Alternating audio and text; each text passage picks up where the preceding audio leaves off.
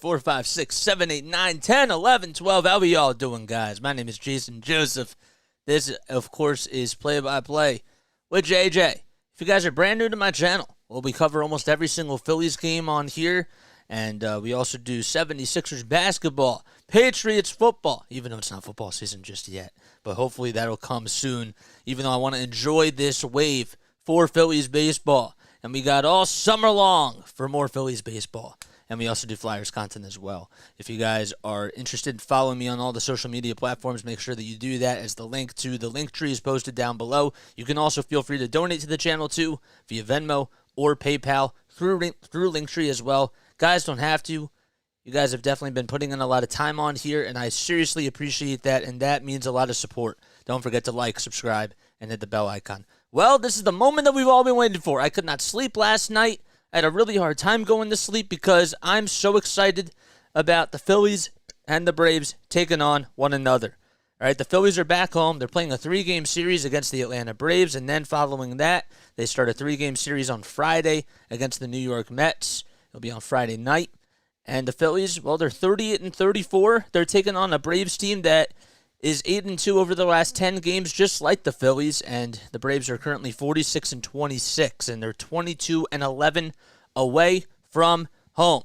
All right, Rangers Suarez going up against Spencer Strider. This should really be an interesting matchup, and Spencer Strider, as of lately, hasn't necessarily been his most dominant self. Now, he did pitch well against the Phillies the last time out that he played against them, but ever since then, you know, he really has been kind of struggling to find a groove. He gave up 5 earned runs in his last outing against the Detroit Tigers. He did get 7 strikeouts, and he ended up getting the win, but he just has to be better. He also gave up 8 earned runs against the Mets. That was back on June 8th, and he also had 8 strikeouts that day, but 8 hits allowed and 2 walks. So Phillies have to try to jump on him.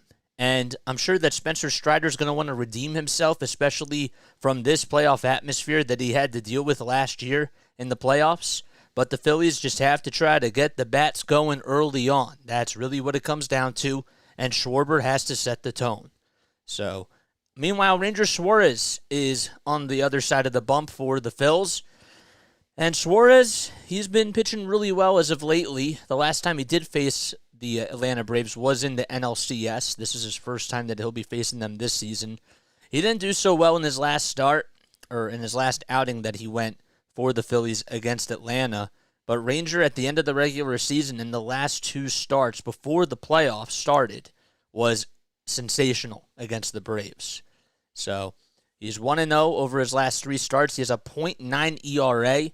And hopefully he can try to give the Phillies a good outing today, go 6-7 strong innings. The main thing for him is just to keep the ball down. You don't want to elevate the fastball. Don't want to try to do too much with the pitches. You just have to try to trust your stuff and let the game come to you. That's really what it comes down to in regards to Ranger Suarez. All right, so we'll get to the starting lineups in just a few moments. I want to be sure that I welcome you all for those of you who have just joined. All right, we got Jeevan Newts on here. We got Larry on here. We got, I thought I saw a couple more people on here. I think Fybox was on here, if I'm not mistaken. I want to welcome you all, and I want to make sure that you all know that I really appreciate you guys for being on here. We just reached 545 subscribers. We just got a subscriber. That's awesome. If you just subscribed to my channel, don't forget to make sure that you shout yourself out, and then I'll give you a shout out on here as well. Let's go over the starting lineups. All right, so first pitch will be at 6:40 p.m. Eastern Time, which, oh man, that just passed. So we're a couple minutes behind, but that's all right. Ronald Acuna Jr. is leading things off for the Atlanta Braves, and Ozzie Albies batting second. Acuna Jr. out in right field. Albies playing at second base. Austin Riley, the third baseman, batting third. Travis d'Arnaud gets the start today at the catcher behind the plate, so no Sean Murphy. Matt Olson is over at first base. Marcell Ozuna, the DH. He's batting sixth. Right behind him is Orlando Arcia, the shortstop. Kevin Pillar plays out in left field as Eddie Rosario has the day off. And Michael Harris, the second, batting ninth. He is playing in center field. So once again, it is Acuna Jr., Albies, Riley, d'Arnaud, Olson, Ozuna, Arcia, Pillar, and Harris II. And that is the lineup for the Atlanta Braves. The Braves, over their last 4 games against the Colorado Rockies, they have averaged 10 runs per game and have been red hot offensively. So they put up 8 runs in the first 2 games, then they scored 10 runs in the third game, and how about 14 runs in the game right after that? So yes, and the Phillies, hopefully they can just try to get the win today. The main thing for the Phillies today is just to try to get on base as much as possible and to just let the home crowd do the talking. If the home crowd could be a really big factor today, I think that the Phillies have a very good chance of winning this ball game. Alrighty, it is about 83 degrees in Philadelphia at Citizens Bank Park as we are just ready to get underway. As I mentioned before, Ranger Suarez is on the mound tonight for the Phillies. He's 27 years old. He's 1-2 with a 3.82 ERA and has 35 strikeouts this season. At home, he actually has gone 20 innings. He's only allowed 16 hits, 2 earned runs, 5 walks, and he has 18 strikeouts. Lomball McLovin. What is up, Lomball? Thanks for coming on here. I'm just here to not hear a certain name. I know exactly who you're talking about. But yes, that guy is batting 6th, Lomball. So I just have to let you know he's batting 6th in the lineup. Okay, I have to let you know. But yes, so Acuna Jr. leading things off. Ozzie Albies right behind him. Austin Riley, Travis d'Arnaud, Matt Olson, Marcell Ozuna, Orlando Arcia, Kevin Pillar, and Michael Harris II. Rangers only allowed 12 walks this season. His ERA overall is at 3.82. He has 35 strikeouts and 37.2 innings of work. And as far as the defense goes for the Phillies, we'll go from 1 to 9. So on the mound is obviously Ranger Suarez. Behind the plate is JT Realmuto. Over at first is Cody Clemens. At second base, we got Bryson Stott. Alec Boehm's at third. Trey Turner's at shortstop. And then in the outfield, we got Kyle Schwarber in left, Brandon Marsh in center, and Nick Castellanos, who's back. He had a stomach bug, and that caused him to be out for 2 days. He's playing in right field. And Bryce Harper is the DH. So Acuna Jr. taking a couple of practice swings before he gets into the batter's box. Ronald Acuna Jr. has been 4 for 11 lifetime against Ranger Suarez with 2 RBI and 2 doubles as well.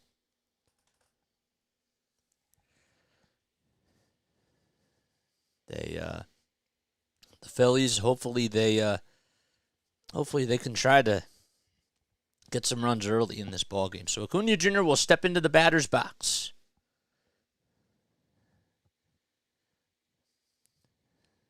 As we will lead things off. So the Braves in their regular white and blue uniforms with the blue numbers and the red letters on the front. The red Atlanta letters and the red letters behind in the back. Acuna batting .325 with 15 homers and 45 RBI, and he lifts this one out to dead center field. Marsh tracks it down, leaps up, and makes the catch at the scoreboard. What a play by Brandon Marsh. He took away an opposite field extra base hit, as that one could have certainly been extra bases. And there's one away. It was a fastball that was right down Broad Street, and Ronald Acuna Jr. took it for a ride, and he made the catch right at the out-of-town scoreboard. And there's one gone as Acuna Jr. lines out to center field.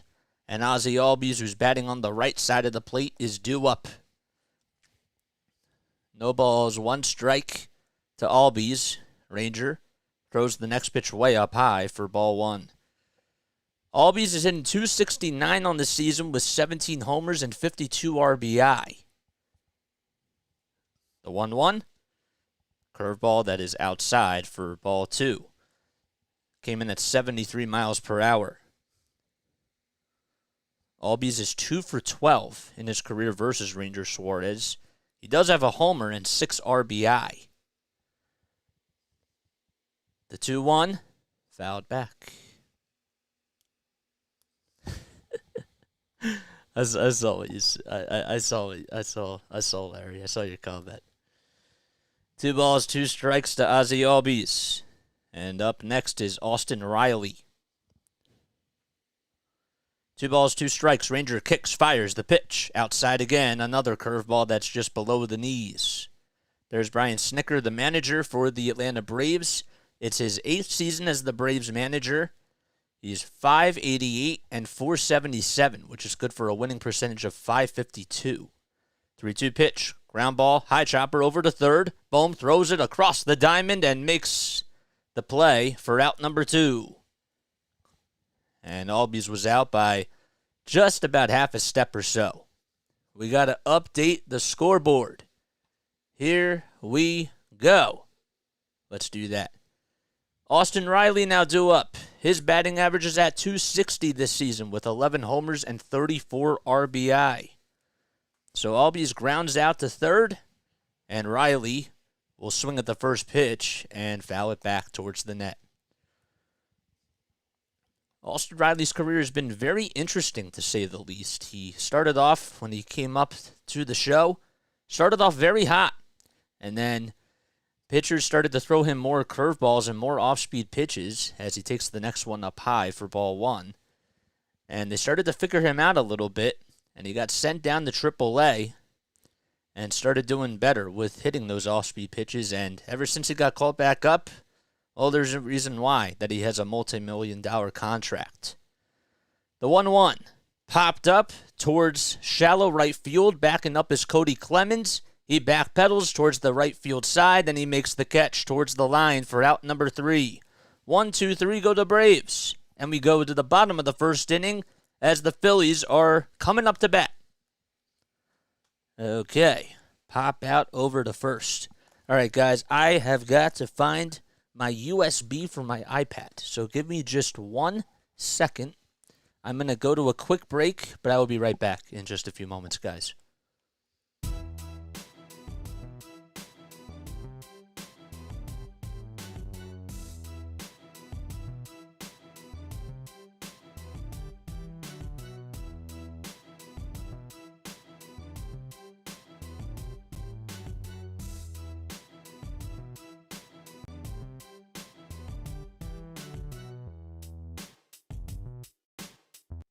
Alrighty, I'm back. Here we go. All right.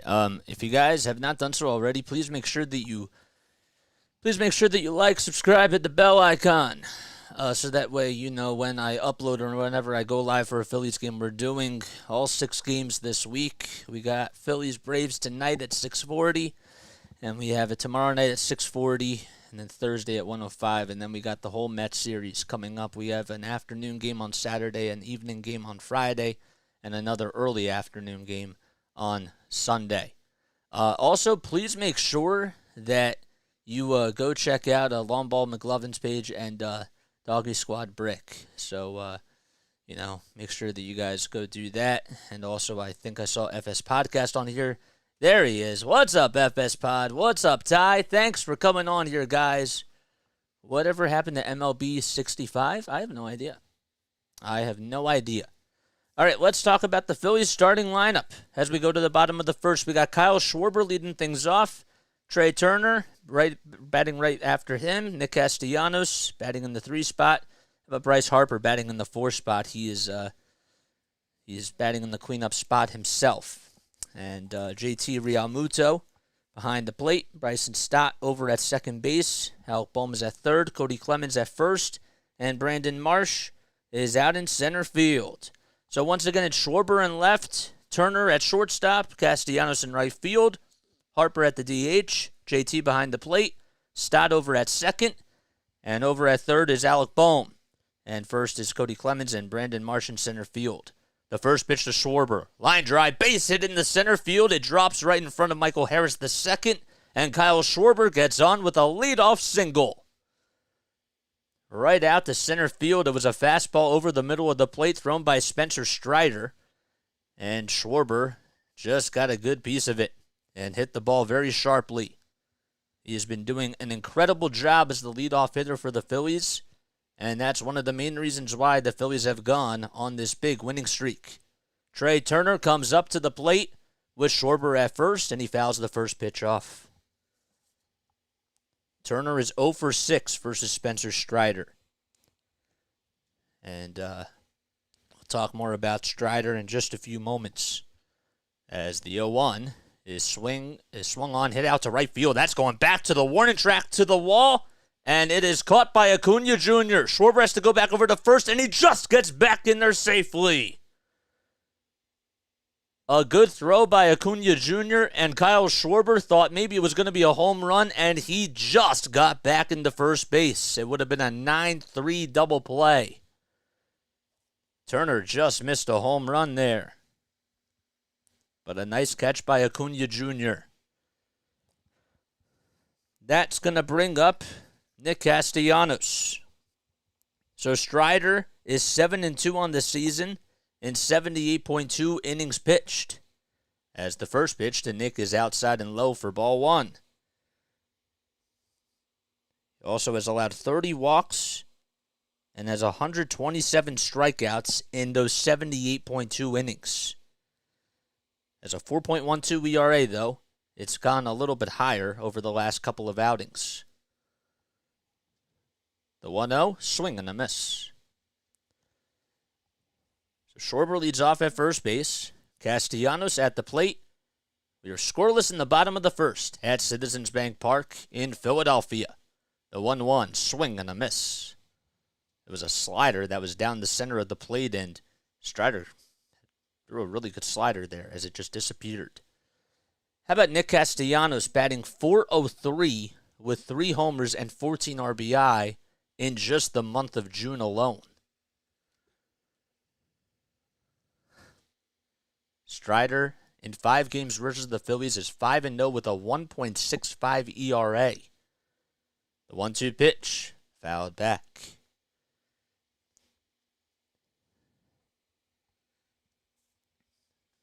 Nick Castellanos is 1 for 9 lifetime versus Spencer Strider. He has struck out twice. Sold out crowd at Citizens Bank Park. Castellanos is also batting .315 on the season. The 1-2, fouled back. 98 miles per hour on the gun.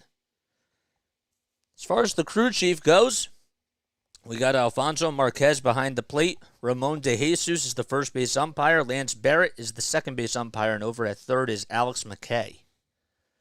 Schwarber leads off at first. The 1-2 pitch to Nick Castellanos. It's just laid off. A slider at 87 miles per hour that was outside and in the dirt. And the count is 2-2.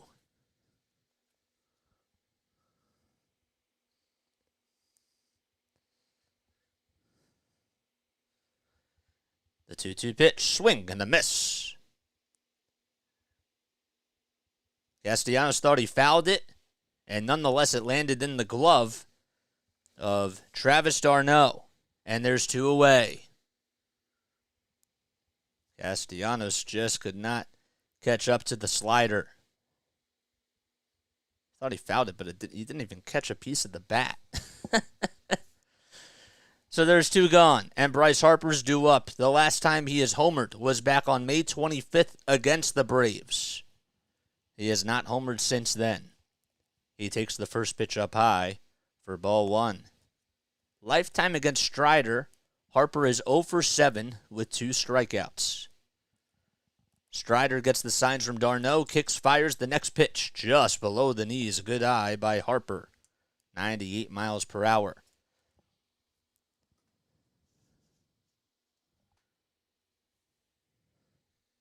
Harper's been making pretty good contact lately, even though the power hopefully will come soon. The 2-0, outside again for ball 3.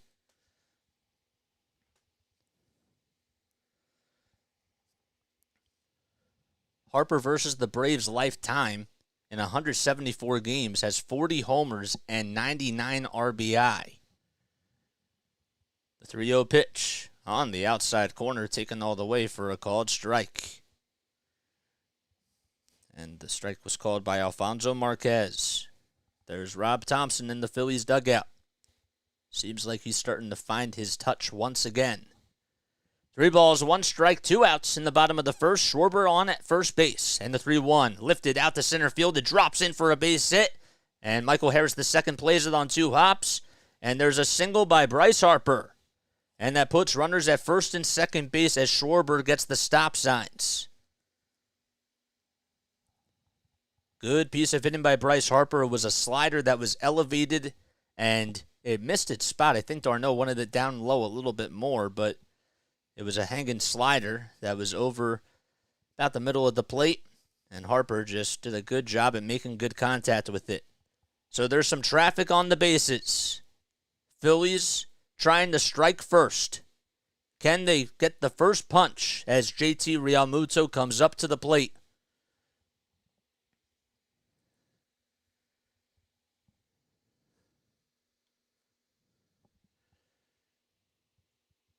Strider looks back at second. The first pitch in the dirt and way down low for ball 1.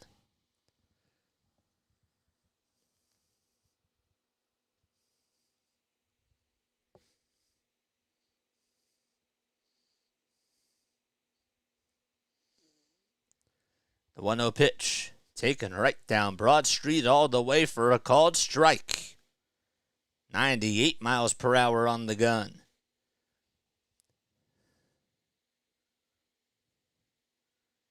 Definitely have some Braves here at Citizens Bank Park. The 1-1 fouled off right behind the plate. It's amazing because the Braves, they've been putting up a whole lot of runs. As I mentioned before, they've been averaging 10 runs per game over the last 4 games. But their bread and butter has been their pitching. As JT with the 1-2 pitch swings and misses at the third pitch for called strike 3. It was really the 4th pitch, but that's going to wrap things up as we go to the top of the second inning. Strider gets out of a little bit of a jam. Runners were left at first and second for the Phillies, and we go to the top of the second inning as we are scoreless at the bank. Damn, the one thing I have to do a better job at is trying to finish out my thoughts right before the pitch comes. And I know that it takes practice. I totally can understand that. But yes. Good job, Spencer. Yeah, man. He pitched really well. And, well, I mean, he got out of that jam, So that was really good for him. In case you guys are new to my channel, don't forget to hit the like button, subscribe, hit the bell icon too, so that way you know when I upload. I give you this content for free. Best thing that you guys can do is just come on and support the channel and have a good time and just kick back your feet, relax, and enjoy some baseball. That's all you got to do. I know that some of you guys have your TVs on and the audio's off, and some of you are going on a drive right now, and look at this kind of like it's a radio call. That's why we try to appease all audiences on here. So, yes. How many people do we have on here? How many people do we have on here? We got 30 people on here. Wow, that's awesome. We've definitely been building quite a family on here, and it's been a lot of fun. And not only do we call games, but as a storyteller, we love interacting with each and every one of you because you guys are a part of the story too. And that's how it should be. That's exactly how it should be. Phillies will take on the Brewers on Monday, July 18th to Wednesday, July 20th. As that should be an interesting series for sure. Milwaukee Brewers have been fighting with the Phillies for a couple of playoff spots over the last couple of years or so. The Phillies were battling for that 6th spot, the final wild card spot, and the Brewers, they got really close towards the end of the season last year. All right, Ranger Suarez back out there for his second inning of work. as Travis d'Arnaud, Matt Olson, and, long ball, Marcel is up. The 0-1 outside for ball one. I had to warn you really quickly. What's up, long ball? Thanks for coming on here. Yep, exactly, long ball. Yep. The 1-1 outside and low for ball two.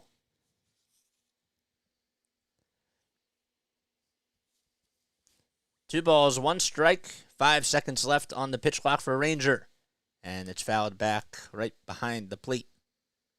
And the count is 2-2 to Travis d'Arnaud. So he gets the start tonight as Sean Murphy is out once again. But hopefully he will be all right. Don't really have too much of an update on his injury or anything. But if I do find out something, I will let you guys know. d'Arnaud is 26 for 97 on the season. So his batting average is at .268. He has 4 homers and 14 runs batted in. Suarez in the stretch, the pitch, up high for ball 3.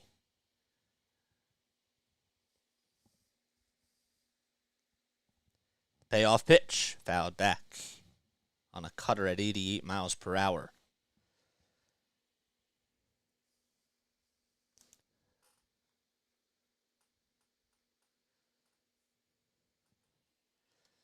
Eight seconds left on the pitch clock. Suarez gets the signs from Realmuto and the payoff pitch. Down low for ball 4, and Ranger walks his first batter of the game as d'Arnaud gets on base with a leadoff walk. Well, the pitch certainly was really low, and you could see that, or I could see that Ranger wanted to try to go with an off-speed pitch, but it just didn't break as much as he wanted it to. Here's Matt Olson as he takes the first pitch down low for a ball. Olson is batting .233 on the season with 20 homers and 51 runs batted in. 1 ball, no strikes. d'Arnaud leads off at first. Ranger looks back at first and fires to home plate. The 1-0 is fouled off. It's a hard line drive hit down towards right field, and a little kid got a souvenir.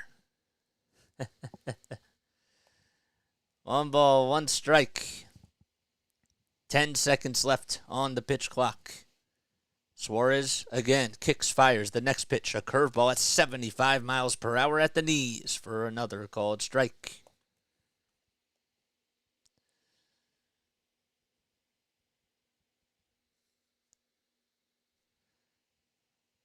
One and two to Matt Olson. And the next pitch on the outside corner, called strike 3, a 94-mile-per-hour sinker. And Olson just did not know what to do with that pitch, and Ranger got the call. It certainly could have gone either way, but Ranger pinning the plaque on the outside corner at the knees. And that's the first strikeout of the game for the Phillies. Here comes Marcell Ozuna, as his batting average is up to .241 now. The cutter is inside for ball 1. Long ball. All right, going to leave you on my laptop. Have a great game, brother. I appreciate it, man. Thanks, dude. I appreciate you for coming on here. 1-0 pitch. Line drive into center field for a base hit, and Ozuna gets on with a single. And stopping over at second base is Travis d'Arnaud.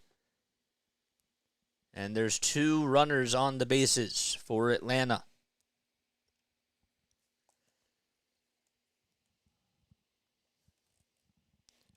This is the type of day where you really want to see Ranger try to go deep for you. I mean, if he's throwing the pitches in the right spot, not getting too savvy with the curveball, or even the fastball, and can try to mix up some pitches, that works out in the Phillies' favor for sure. First pitch, outside. Arcia hitting .341. d'Arnaud at second base. Ozuna at first. The pitch, inside and low for ball 2. Rangers 27 years old from Carora, Venezuela.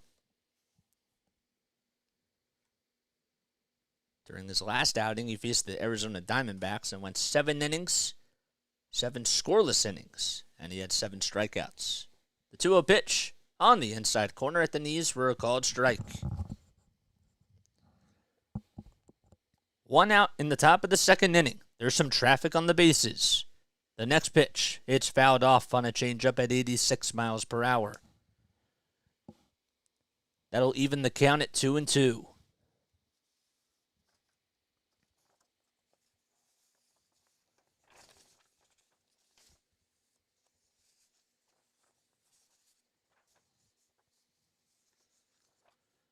Two balls, 2 strikes to Orlando Arcia. And the next pitch, swing and a miss. 94 once again on the gun. And Arcia could not catch up to the high heater. Back-to-back Ks. 2 Ks in the inning. I was looking at my wrong scorecard for a second. Apologize. And there's 2 outs now. Next pitch, outside and low for ball 1. Jacques Sewell, thanks for coming on here, man. JJ, your announcing is great. Thanks for the stream. Shout out to my brother Joe for being here.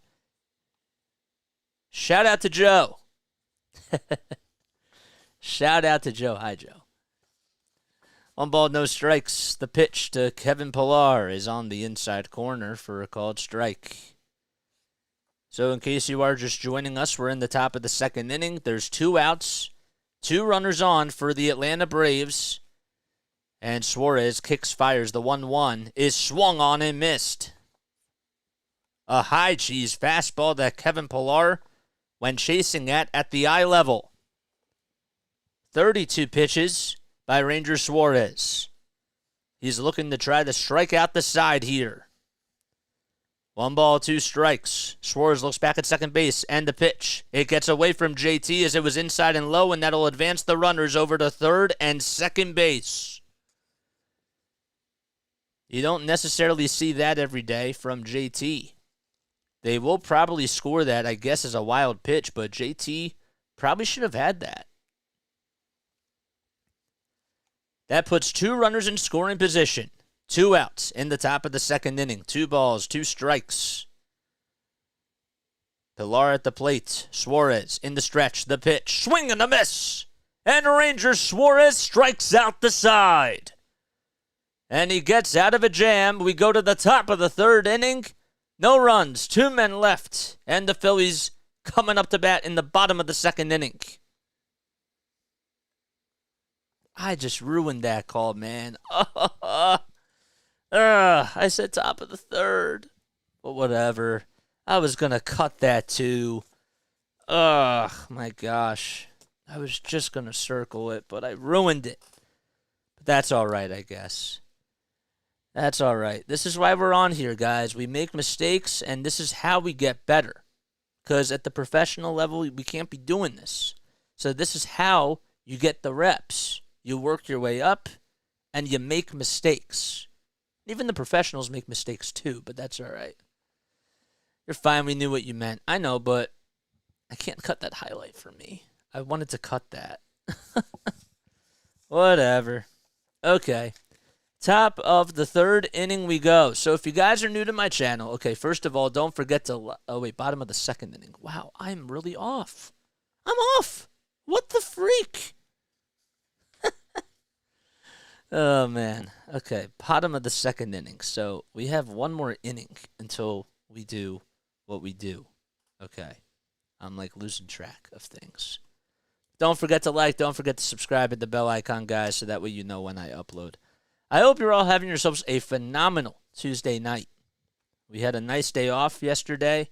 A well-needed day off for sure. Absolutely. Bottom of the beep. Oh my gosh, I have to get the dump button on the Stream Deck or on the Roadcaster and just filter that out. So That would be nice. Oh, boy. Okay. Icy Buckets, man. What's going on, dude? Thanks for stopping by, as always. As always. All right. We go to the bottom of the second inning. I think I finally got it right.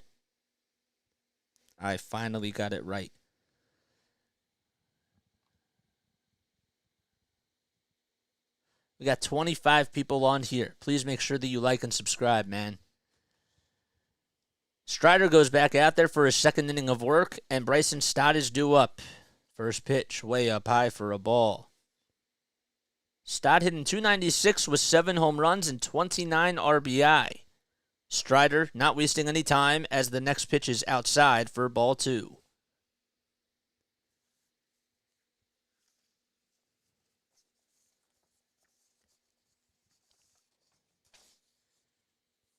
Strider in June is 2-0 with a 9.0 ERA. The pitch, fouled back.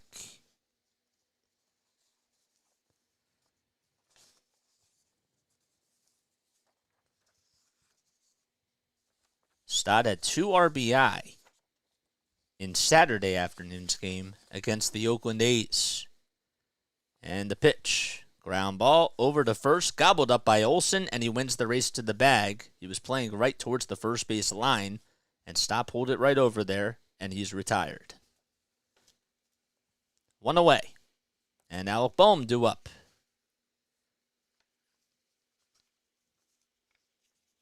Bohm is actually 3 for 9 in his career versus Spencer Strider.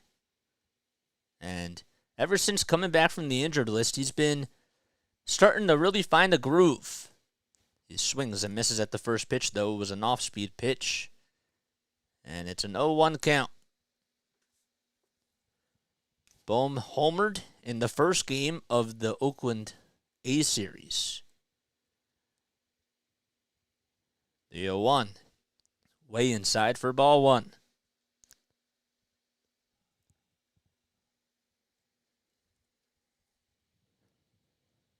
Strider kicks, fires. Down low.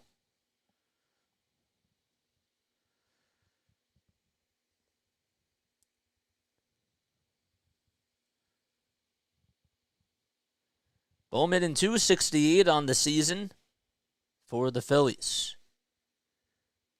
The next pitch, it's fouled back. And the ball is fouled back, and it's now 2-2.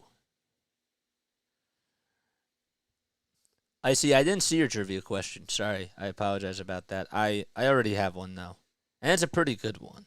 But I am gonna use yours too. But next pitch, foul ball down the first base line, and it will hook out of play. Yeah, I did not see it though. I do apologize about that. But don't worry, we'll use them. 5 seconds left on the pitch clock. And the 2-2 pitch. Way inside for ball 3. Alec Bohm is actually 4th on this team in hits. He has 58 on the season. And he is tied with Nick Castellanos with most RBI. The payoff pitch. Swing and a miss on a slider at 88 miles per hour at the knees. And Spencer Strider gets his 3rd strikeout of the game. 2 away in the bottom of the second inning.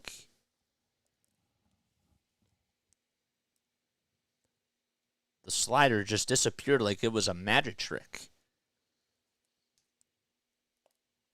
Cody Clemens due up at the dish. First pitch, a slider again at the knees for a called strike.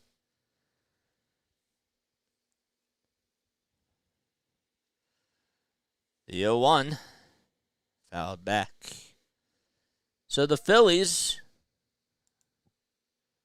well, when you take a look at the National League standings, they are 8 games behind the Braves. And they're about 3.5 games behind Miami. The Marlins are 4.5 games behind Atlanta. Every one of those teams has been red hot. No balls, 2 strikes. The next pitch. Foul ball behind the plate. Braves are on a 6-game winning streak. The Marlins are on a 5-game winning streak. And the Phillies are on a 6-game winning streak. No balls, 2 strikes to Clement. Strider with the pitch. Another swing and a miss. A changeup that time that was outside and away. And that will do it in the bottom of the 2nd inning. The side is retired, and we go to the top of the 3rd. A 1-2-3 inning for Spencer Strider. And we are scoreless at the bank.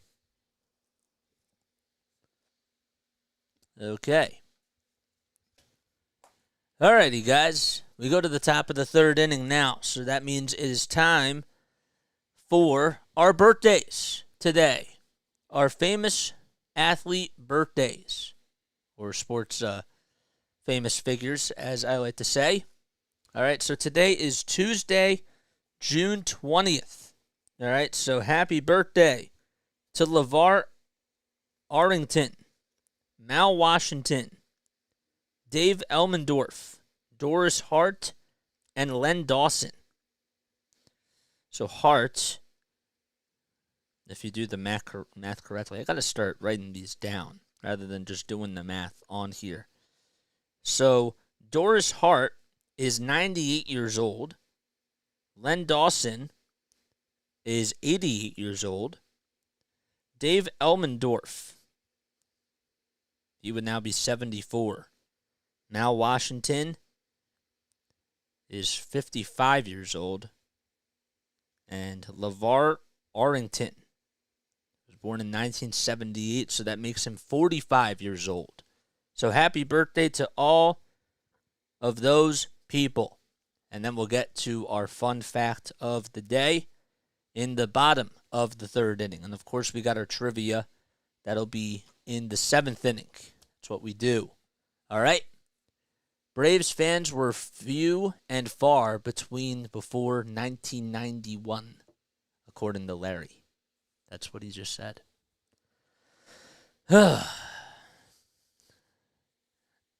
I would really like somebody to explain to me, because I'm curious, okay?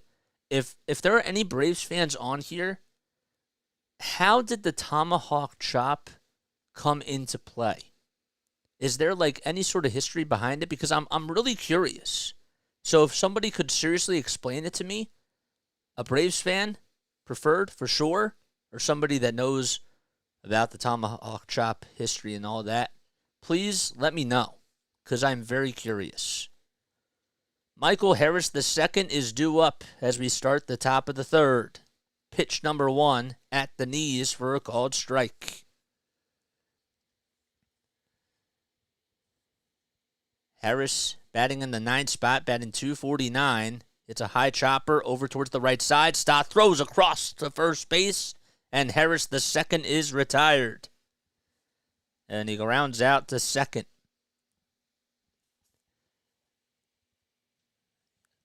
Tom McCarthy and John Kruk. I don't know what it is. I don't know what type of hoagie it is, or what type of... I think it's a chicken cheesesteak. Is that what it looks like? I guess that's what it is. Huh. Curious. Acuna Jr. flew out to center field his first time up, and he flies this one out to center field. Marsh on the run, and he catches it for out number 2.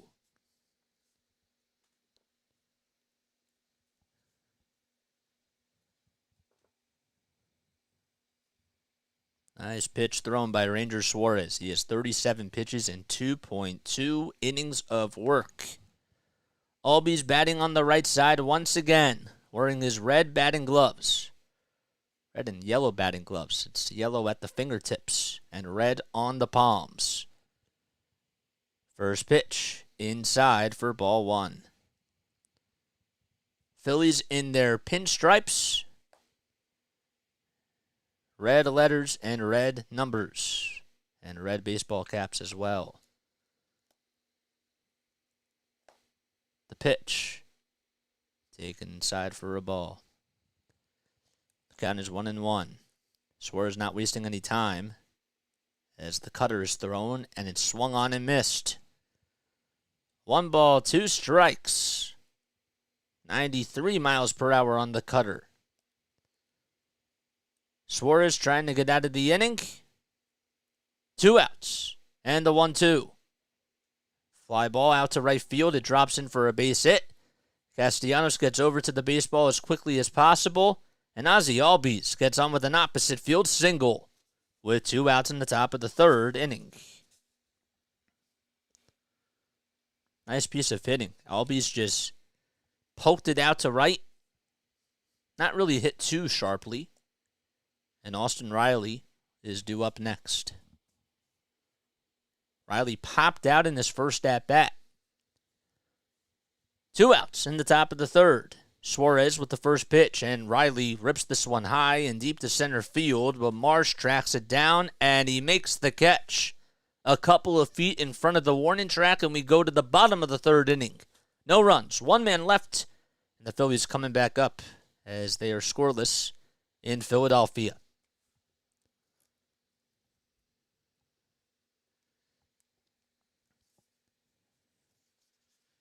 All right. Fly ball out to center field. Here we go. Possibilities. Can you say scores around the league in between innings? I can do it some of the time, for sure. I mean, I'm not going to do it like throughout every single half inning because I want to make sure that I talk to you guys too. So I will definitely do it though, like, periodically throughout the game for sure. But I'll do it for the next half inning, definitely. I'll do it after the bottom of the 3rd. Maybe that's what we should do. That's actually not a bad idea to actually set up a little marker of like when to do it. That's a really good idea. So Riley's been slumping hard, according to Mr. Cleanup Man. Yeah, I mean he's a great ball player. Like, don't get me wrong. Has he been struggling as of lately? Yeah, he has. And hopefully he can try to get out of the slump that he's in. And he will. That's just how it goes, though. Sometimes when you're not seeing the ball correctly and the timing is a little bit off, you go into a little bit of a slump. And that's how it goes. If you guys are new to my channel, don't forget to like, subscribe, hit the bell icon so that way you know when I upload. The goal is to get to 550 subscribers by the end of the game tonight. We've come so far. We've been doing this now for almost 6 months, which is absolutely crazy. And I've been calling Sixers games on here. Been doing Flyers content. Patriots content. Started off the season at the very end of the Patriots season. Started off the channel doing Patriots games, but it was during week 16. All right, Brandon Marsh coming up now for the Phils, and he takes the first pitch over the heart and the soul of the plate for a called strike. Marsh has been in a little bit of a slump, but he's hoping to try to bounce out of it. The 0-1 taken on the outside corner at the knees for a called strike.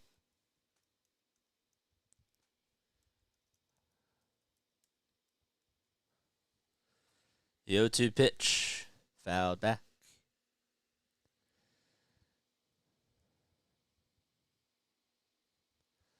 Marsh was selected by the LA Angels in the 2016 draft. Got traded to the Phillies last season at the trade deadline.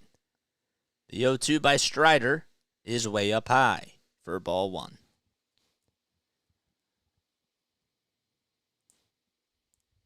Made his major league debut with the Angels back on July 18th of 2021. Marsh rips this one down the right field line. It's a fair ball. It goes all the way towards the out-of-town scoreboard. Acuna Jr. plays it on a bounce. Throws it towards Albies, and Brandon Marsh gets in there safely at second base. Albies had to cut off the throw, And Brandon Marsh gets on with an extra base hit. It's the first extra base hit for the Phillies tonight. Just shooting it down the right field line, keeping the ball fair, getting it over the head of Matt Olson, and Marsh hustling into second base, standing up with a leadoff double. Kyle Schwarber is up now, and it's a scoreless game in the bottom of the third. Pitch number 1, swing and a miss. Kyle started the game off. It was actually on the first pitch. He got himself a single back to center field. Braves defense playing at a normal depth. The 0-1. Swing and a foul ball down the third base line, and it'll hook foul. I thought it was foul at first, and it actually was fair. Then it rolled foul. But it was hard to see because the camera had to change angles. Forgot to mention the Braves' defensive lineup, as Spencer Strider is on the bump and d'Arnaud's behind the plate. We'll get to the rest in just a few seconds. Right after this pitch, no balls, 2 strikes. Marsh leads off at second. Nobody out. And the 0-2 popped up and fouled behind the plate. And it goes into the seats. Olson is over at first. Albies at second base. Riley is playing at third. Arcia at the shortstop position. Kevin Pillar gets the start over Eddie Rosario out in left field. Michael Harris II is in center. And Marcell Ozuna is the DH, but Ronald Acuna Jr. is the right fielder. The 0-2 by Strider. A breaking ball that was way in the dirt and inside. Kyle Schwarber with 20 home runs on the season for the Phillies. Obviously leads the team and is in the top 5 in that category in the majors. The 1-2, ground ball over to first base. Marsh is going to go over to third, but Olson will tag the bag, and there's 1 out. But the first run is 90 feet away. A productive out, and Kyle Schwarber advances Marsh to third.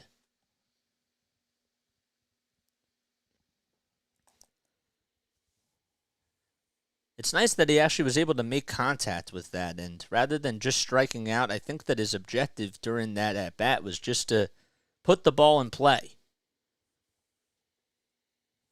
Turner takes the ball outside for ball 1, and the count is 1-0.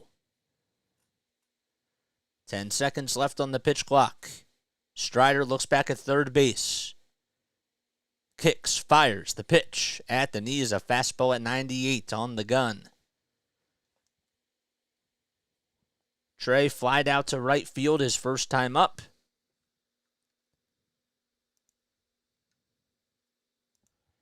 One ball, 1 strike, 1 out in the bottom of the third. The pitch, swing and a miss. 98 miles per hour on the high heater. That was outside of the zone.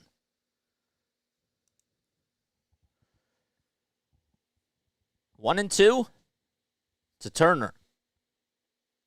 Strider gets the signs from d'Arnaud, kicks, fires, and that pitch is fouled back.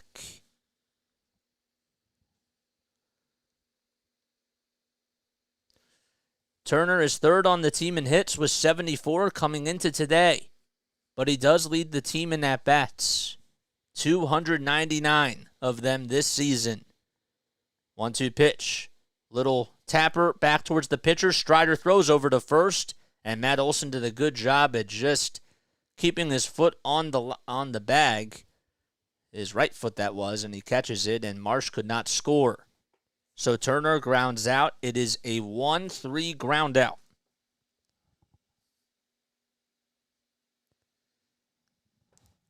So there's 2 away in the bottom of the third. And Castellanos due up at the dish. 49 pitches for Spencer Strider. Pitch number 1, way up high and towards the head of Nick Castellanos, who's batting .235 with 2 outs and with runners in scoring position. 1-0. Strider kicks, fires the pitch. 99 on the fastball, and Nick Castellanos could not catch up to it. And he is nodding his head, okay.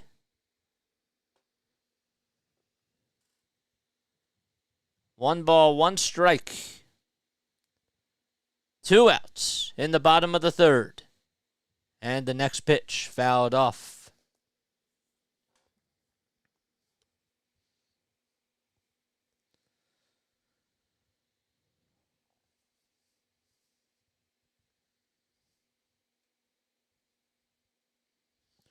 One ball, 2 strikes.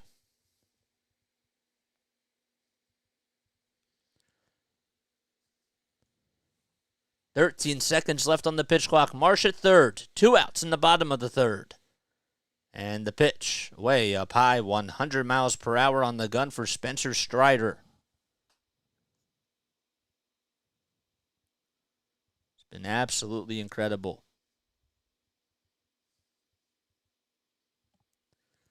2-2 now. And the next pitch, swing and a miss. And Nick Castellanos is out, as that'll wrap things up. And we go to the top of the 4th inning.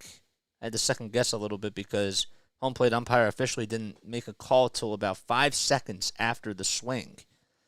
We go to the top of the 4th inning, and it is still 0-0. We'll be right back. All right, guys, don't forget to like, subscribe, hit the bell icon. Algo people, do your thing. Do your thing. All right? I hope you're all doing well. All right, so we go to the top of the 4th, and now it is time to take a look at the out-of-town scoreboard. So the Baltimore Orioles, they're up 6-0 against the Tampa Bay Rays. The Royals and the Tigers are scoreless in the bottom of the 4th inning. Also, the Blue Jays and the Marlins are scoreless in the bottom of the 4th. That's an interesting matchup. 2 hot teams going at it. The Mariners and the Yankees, another interesting matchup, as the Yankees lead at 1-0 in the bottom of the 2nd inning. Cardinals have the lead against the Washington Nationals in Washington. They're up 2-0. It is still scoreless in Pittsburgh at PNC Park against the Chicago Cubs. Pirates are 34-37. Cubs are 34-38. The Rockies are taking on the Cincinnati Reds in Cincinnati, and they're up 1-0 in the top of the 2nd. And how about the Cleveland Guardians? They're hosting against the Oakland Athletics, and they are still scoreless so far in the bottom of the 2nd. We still have some games coming on tonight, as at 7:40 we got Red Sox and Twins at the Target Center, or at Target Field. Brewers are playing at American Family Field against the Arizona Diamondbacks. The Mets and the Astros. Mets are in Houston. That game's at 8:10 p.m. Eastern Time. And the Texas Rangers in Chicago taking on the White Sox at 8:10. And then we got 2 more games as the San Diego Padres are in San Francisco at Oracle Park. That game will begin at 9:45 p.m. Eastern Time. And it's the Battle of Los Angeles, as the Dodgers are in Anaheim taking on the Angels at Angels Stadium. And that game will begin at 10:07 p.m. Eastern Time. And that is your scores and your schedule for the rest of the night in Major League Baseball.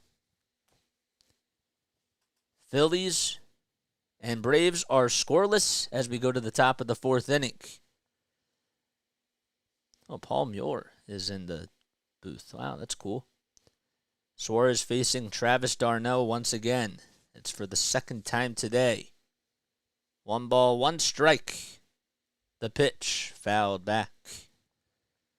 d'Arnaud won the first battle as he got on with a walk.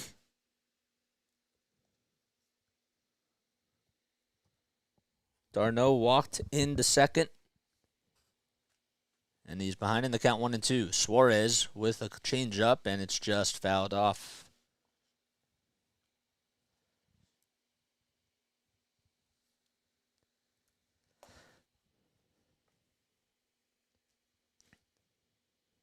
Phillies are 38-34 on the season.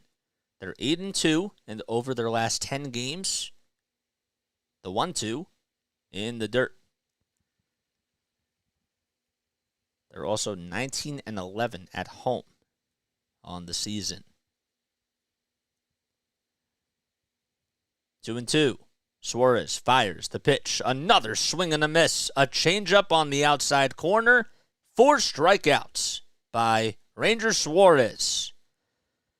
And the Braves, who've been averaging 40 runs, or who have had a total of 40 runs, averaging 10 over their last 4 games, have gone blank in the first 3 1/3 of an inning.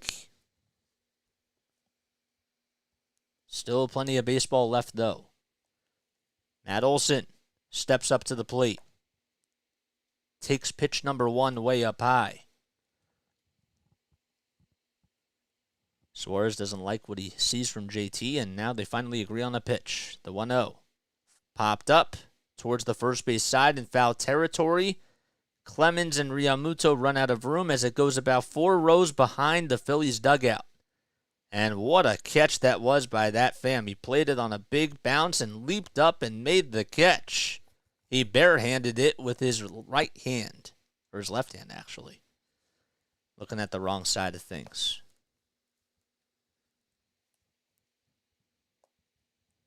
Five seconds left on the pitch clock, and the 1-1 outside and just a tad bit up high for ball 2. Suarez already with 51 pitches. The 2-1 up high again. Another fastball at 94.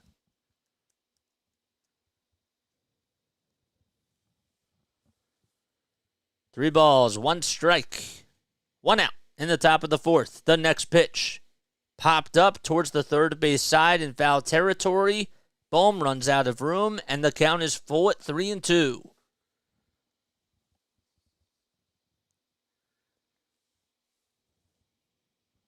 Suarez signed with the Phillies as an international free agent back in February of 2012. But he made his major league debut for the Phillies in 2018. The payoff pitch. Fouled back once again.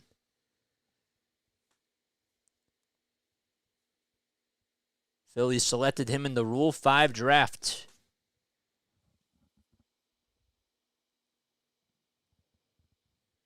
The payoff. Foul ball down the first base line.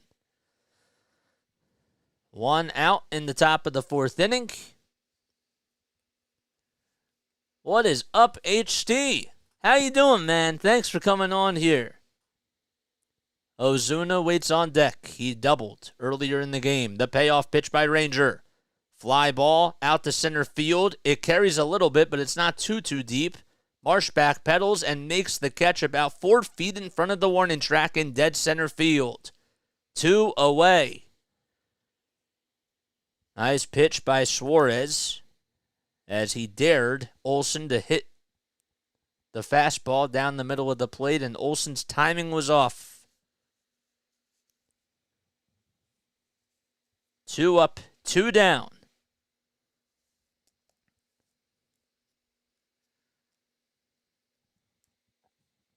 First pitch inside for ball 1. Ozuna singled in the second. He didn't double. They had the wrong stat up, so I apologize. Suarez fires, and it's on the inside corner. 1 ball, 1 strike. The next pitch, down low. Larry says, the fielding percentage, the Phils were 14th, the Braves were 28th, as he recalled. I said, I believe you. 2 balls, 1 strike. And the delivery. A curveball that is swung on and missed. And the count is tied up at 2 apiece. 2 balls, 2 strikes, 2 outs. Nobody on in the top of the 4th. Braves and Phillies are scoreless. And the pitch outside and low for ball 3.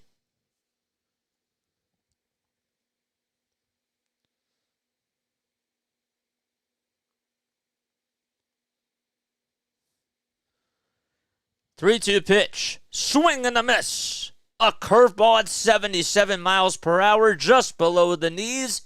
How about 5 strikeouts on the day for Ranger Suarez in 4 scoreless innings? We go to the bottom of the 4th inning as the Phillies and Braves are scoreless, and the Phillies are coming back up to bat in just a few moments. 1, 2, 3, 4, 5. Good. I got that right. I better circle that. Correction, 8th and 24th. Not close by that stat. All right, well, good for you correcting yourself. Good for you for doing that. Great. All right, guys, I'm going to take a very quick step off. I need to have a little drink of water, so I'll be right back in just a few moments. Don't go anywhere. Be sure that you like, subscribe, hit the bell icon as well. All right, see you soon.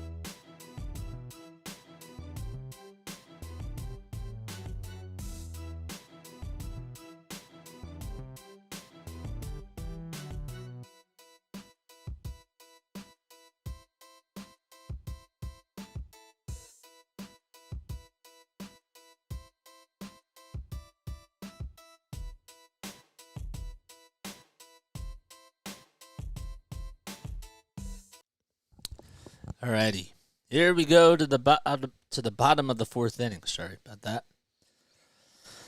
1 ball, no strikes to Bryce Harper, who singled in the 1st.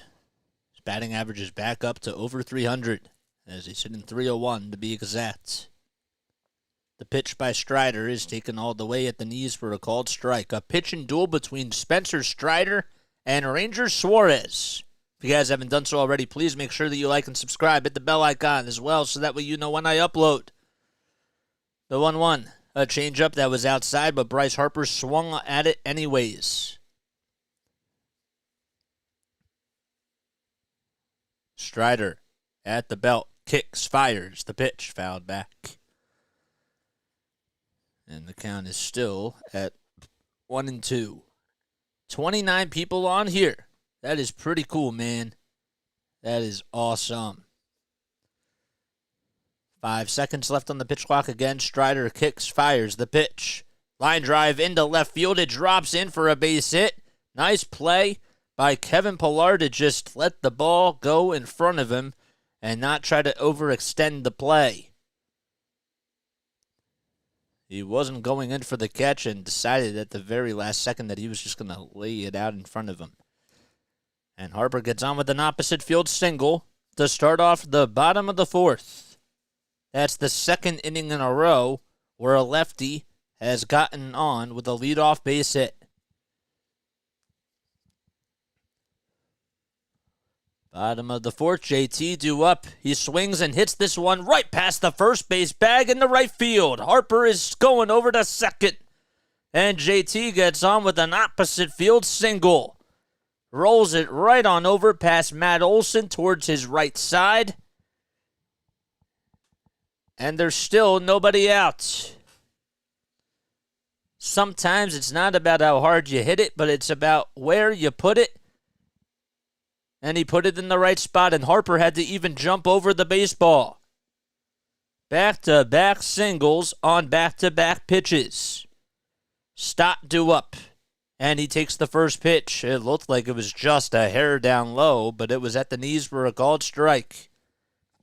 Stott is 21 RBI with runners in scoring position, 2 homers, and has a .271 batting average in that circumstance.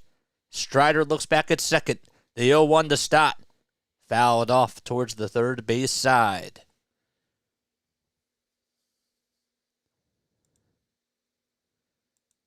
Runners at first and second. Harper leads off at second. JT is at first. Nobody out in the bottom of the fourth. Phillies trying to strike first. Strider and Suarez have not blinked once yet. The 0-2, line drive over towards shortstop. The throw over the second, there's one. And just like that, Bryce Harper's in a pickle. The throw over to third base is in time, and Harper's just going to stand over there because he was caught dead. It was a tough play, and that's going to go down as a 6-4-5 double play. Great defensive alignment by the Atlanta Braves.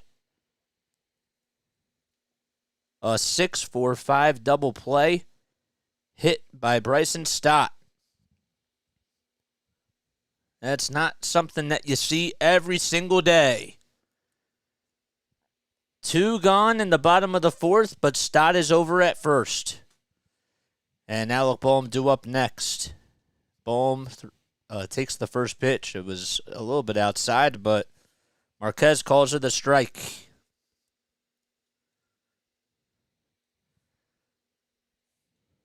Bohm is hitting .266 with 7 home runs and 45 RBI. The 0-1 down low for a ball to throw over the second base to try to get Stott is not in time.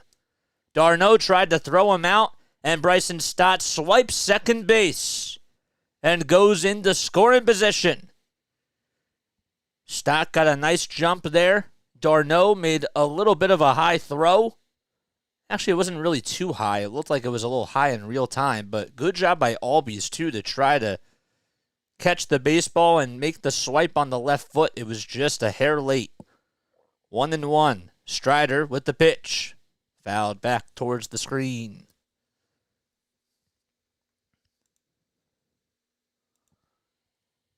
Bohm is hitting .313 with 2 outs and runners in scoring position.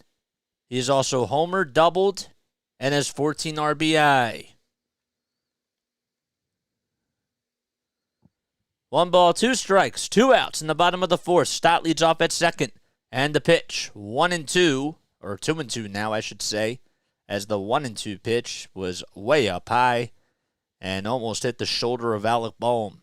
Heads up. He just flinched out of the way. 2 balls, 2 strikes to Alec Bohm. Stott leads off at second. 5 seconds left on the pitch clock. The 2-2 by Strider on the outside corner. Called strike 3, a 98-mile-per-hour fastball. And Alec Bohm does not agree with the call, but it was certainly a strike. We go to the top of the 5th inning. No runs, 1 man left. Phillies have 5 hits, but cannot score a run just yet. And we go to the top of the 5th as the Braves are coming back up. That was the chance for sure. All righty, what's up, Rising Rhino? Thanks for coming on here. Donna, thanks for coming on here. Shout out to all of you. Pure Adrenaline Sports, thank you for coming on here. $5, thank you for coming on here. I see that you guys have just joined for the first time. I love you all so much. As always, though, Algo people, do your thing. Like, subscribe, hit the bell, all that jazz. The fam is here. Please, guys, if you have not done so already, make sure that you go subscribe to Pure Adrenaline Sports and go subscribe to Rising Rhino. I really want to try to get more of our people to come on there because they do some really great content and they post some really cool stuff on their channels. So please go check them out. Give them a like. Give them a subscription. and all that jazz. Whoop, whoop. We do our best. That's what we do as casters, as content creators, even though I don't really know if I necessarily consider myself to be a content creator. I think I'm just a caster on here, an internet broadcaster, as I like to call it now. I've been listening a while about my daily business. Let's go, Phillies. That's for sure. Absolutely. 36 people on here. So I apologize, guys. We never did our fun fact in the bottom of the third inning. I wasn't keeping track.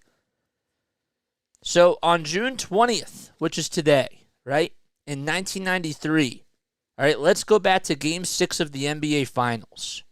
A three-point shot was hit by John Paxson, and he lifted the Bulls up to a 99-98 win over the Phoenix Suns at America West Arena in Phoenix.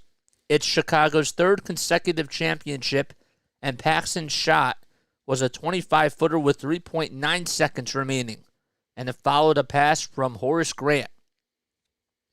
Phoenix still has a chance to win as the clock winds down, but Grant blocks a 7-foot field goal attempt by Kevin Johnson, and then Chicago wins, and their victory completes an odd series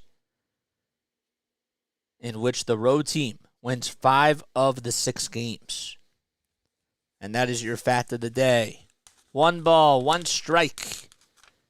And the pitch by Ranger is on the outside corner at the knees for a call strike. 1-2. In the top of the 5th, Suarez was 65 pitches. And the next pitch, it's laid off for ball 2. Ranger made his major league debut on April 26th of 2018. And at the time, the Phillies were facing the Arizona Diamondbacks. 2-2 pitch by Ranger. That's lifted high and deep out to left field. Schwarber on the run, though, and he makes the catch right in front of the 374 mark. And Arcia gets robbed on extra bases. And Schwarber says thank you. So he gives a little peace sign to the fans. So Arcia flies out. 7, 8, and 9 were due up for the Braves in this top of the 5th inning. Kevin Pillar steps up to the plate, and he takes pitch number 1 at the knees for a called strike. A 93-mile-per-hour sinker. Eddie Rosario has the day off. The 0-1, foul ball. It was down the third base line. Pillar, over his last 7 games, is 2 for 8 with a double, 2 hits, and a run scored, and 3 RBI. No balls, 2 strikes. The 0-2, outside for ball 1. There's Ron Washington, the third base coach for the Atlanta Braves. Former manager of the Texas Rangers. The 1-2 delivery. Swing and a miss. 6 Ks for Ranger Suarez in 4 2/3 of an inning. Kevin Pillar has gone down swinging for the second time today. Whew. 95 on the gun. Michael Harris II, just coming off of being named Player of the Week. And he takes the fastball at the knees for a called strike.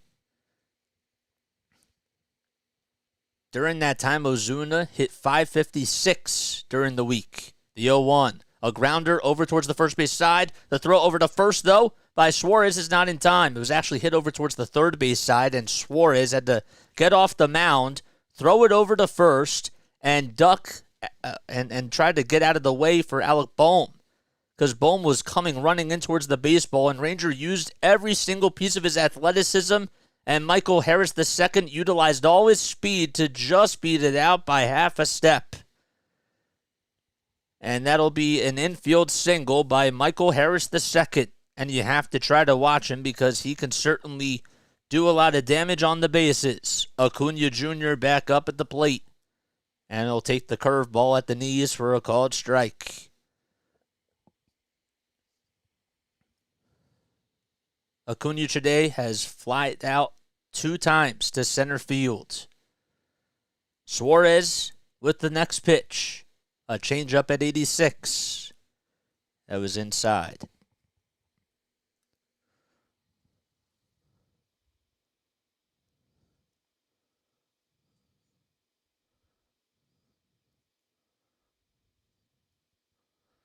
One ball, one strike, 2 outs.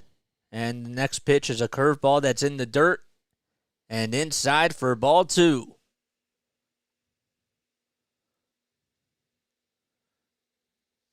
Larry says, wait, am I a moderator? I wasn't told. Go check the Discord. Go check the Discord. We'll talk more about it later. We'll talk more about it. The 2-1. Swing and a miss. It's nothing. Don't get freaked out. Don't get freaked out. But yes, it's a good thing. You don't have to do too much. 2 balls, 2 strikes. And the next pitch by Ranger. A high hopper hit over to shortstop. Turner throws over to second. It was a little bit wide. And Stott gets the call for recording the out, according to Lance Barrett, the second base umpire. He just held on, and a 6-4 fielder's choice retires the side. No runs. 1 man left. Nice play by Bryson Stott, and almost a wild throw by Trey Turner. And we go to the bottom of the 5th inning. Phillies and Braves are scoreless.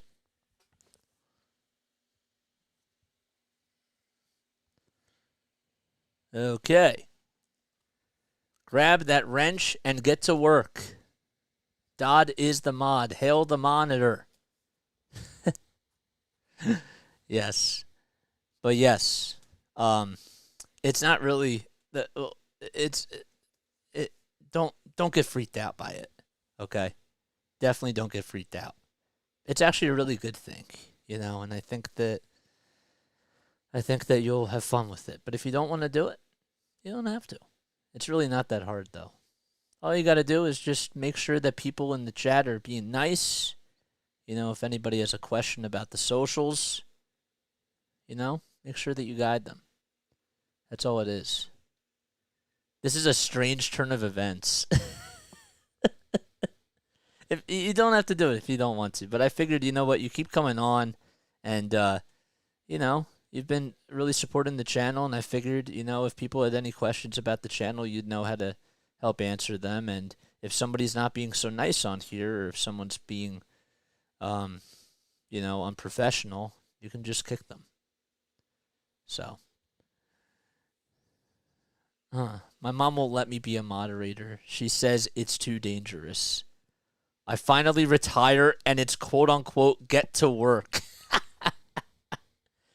But hey, you never have to work a day in your life if you're on play-by-play with JJ. You know what I'm saying? Because you're on here for fun. But I understand. That's funny though, man. I know. If you guys are brand new to my channel, don't forget to like, don't forget to subscribe, hit the bell icon too, so that way you know when I upload. I give you this content for free. Best thing you can do is just show me some love and support. That's all you got to do. All you got to do. We got 33 people on here. Algorithm people, do your thing. Yeah, it's not that hard. Yeah. Don't be freaked out. We'll talk more about it in the Discord. All right. First pitch to Cody is swung on and missed. Spencer Strider has 69 pitches. And he's back out there for his 5th inning of work. The next pitch, check swing. Did he go? Third base umpire says no, sir. Cody is 0 for 1 today. We're in the bottom of the 5th inning. Phillies and Braves have not blinked yet. The 1-1 at the knees, a 96-mile-per-hour fastball. And it's taken all the way for a called strike. Two hot teams in the NL East going at it against one another. The 1-2 to Clemens in the dirt, and nice block by Travis d'Arnaud, as it was a slider that was inside, and d'Arnaud had to adjust, shuffle his feet, and block the baseball with the chest pad.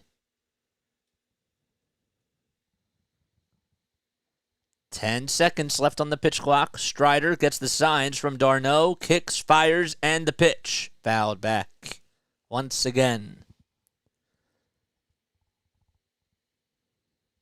Clemens has been playing very solid defensively over at first base, and that's why when Derek Hall was reactivated, they actually did send him down to AAA. That was just a couple of days ago. 2 balls, 2 strikes. The next pitch fouled off, and it's a foul ball, and it was dropped by Travis d'Arnaud, and Cody Clemens was just playing it smart, running over to first base, but the home plate umpire made a late signal and called it a foul ball. It went in and out of the glove of d'Arnaud. Should have been a foul tip into the glove. I don't know if he... Well, whatever. 2-2. Strider with the pitch, swing and a miss. A slider that was inside and in the dirt. And Clemens goes fishing. And there's 7 strikeouts for Spencer Strider.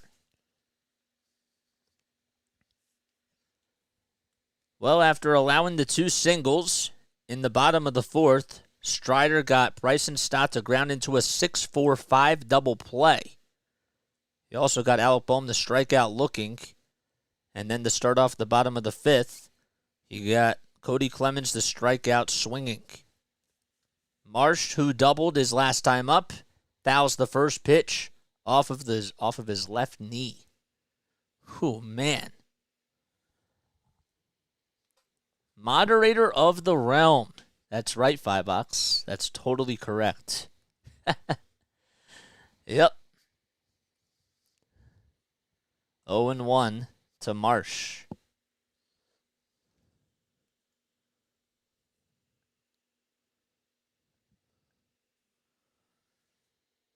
No balls, 1 strike, 1 out, nobody on, and the 0-1. Another changeup that's blocked, and it was outside and in the dirt.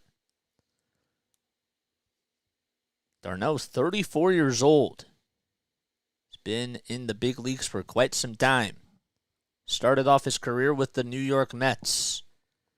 1 ball, 1 strike, and the next pitch, it's lifted out to center field, and it flares down for a base hit. And Michael Harris II almost bobbled it. And he just keeps the ball in front of him and throws it back in towards the infield, and Marsh gets on with a 1-out single. 2 for 2, he is on the day. And technically speaking, Marsh is on cycle watch. But he needs the 2 hardest ones, the triple and the home run. Schwarber is up next. He's been pretty good so far today. But he swings and misses at the first pitch. Strider has 79 total pitches. 57 of them have been called strikes, or have been strikes overall. And 22 of them have been balls. The pitch in the dirt. Good take by Kyle.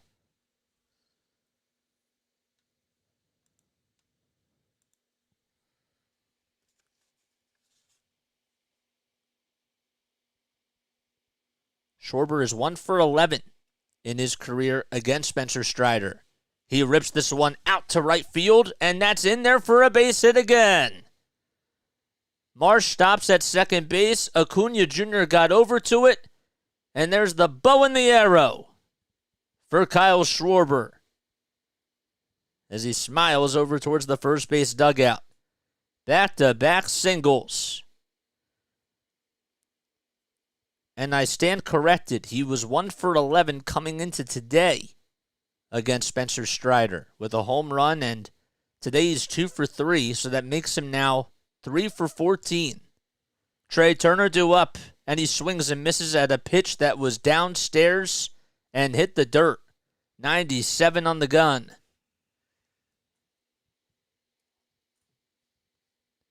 Turner is 0 for 2. Flew out to right field on a really nice catch by Ronald Acuna Jr. at the wall. The 0-1, another fastball that was way down low and outside for strike 2. Turner 0 for 6 coming into today against Spencer Strider. He's still looking for his first base hit, and it would be clutch if he could come through here. Strider with the pitch. Fly ball out to right center field. That's going back to the warning track. Harris, the second, leaps up, makes the catch in front of the out-of-town scoreboard. Tagging up from second and going over to third is Marsh. And the throw is cut off by Albies. It puts runners at the corners with 2 outs. Turner almost did it again. And Michael Harris, the second, who can fly, made a beautiful catch out in right center field. He is quite an athlete out there. But a very productive out for sure. And a good try by Turner. Schwarber's still over at first, and Castellanos is up with runners at the corners. 2 away. And Castellanos lines that one into right field for a base hit. Marsh coming in the score. Schwarber stops at second base. Acuna Jr. throws it in to Ozzie Albies, and the Phillies take a 1-0 lead. First pitch, Nick Castellanos rips it down the first base side. He just punched it out to right field past Matt Olson, and Strider knew it as soon as the ball was scolded into right field. 1-0 Philadelphia. And the Braves blink first as the Phillies take a 1-0 lead. Bryce Harper due up. 2 outs in the bottom of the 5th inning. 85 pitches on the day for Spencer Strider. He gave up 5 runs in his last outing, and so far to this point has been pretty good. First pitch to Harper, outside and high for ball 1.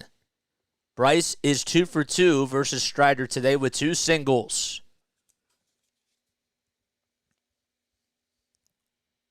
Schwarber at second and Castellanos at first. 2 outs. The pitch to Harper. He swings and misses at the slider that was inside and low.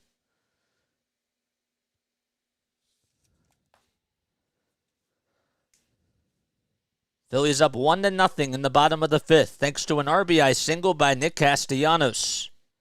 The 1-1, good block as it was in the dirt and inside again. Darno doing everything he can defensively behind the plate.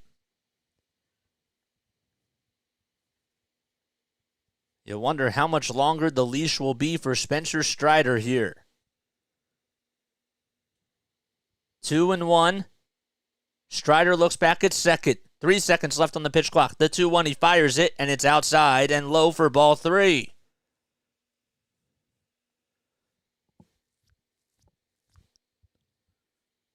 Boy, it'd be really nice if Harper could get on for his 3rd time this evening.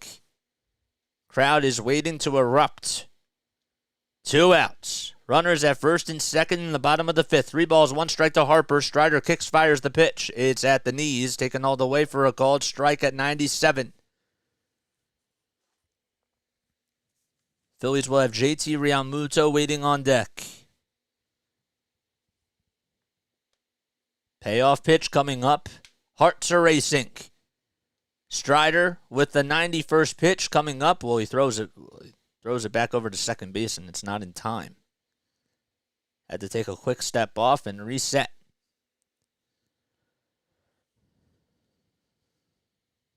And we will try to do it again. Harper takes a step out of the batter's box and comes back in as the pitch clock starts. Runners at first and second. Phillies have a 1-0 lead in the bottom of the 5th. 2 outs, 3 balls, 2 strikes. Strider kicks, fires the pitch. Swing and a miss. Harper chases after the slider that was down low and outside, and the side is retired. The Phillies do get a run thanks to an opposite field RBI single by Nick Castellanos, and they lead it 1-0 as we go to the top of the 6th. All right, guys, I'm going to take a very quick step off. I will be right back in just a few moments. Don't go anywhere. See you guys really soon.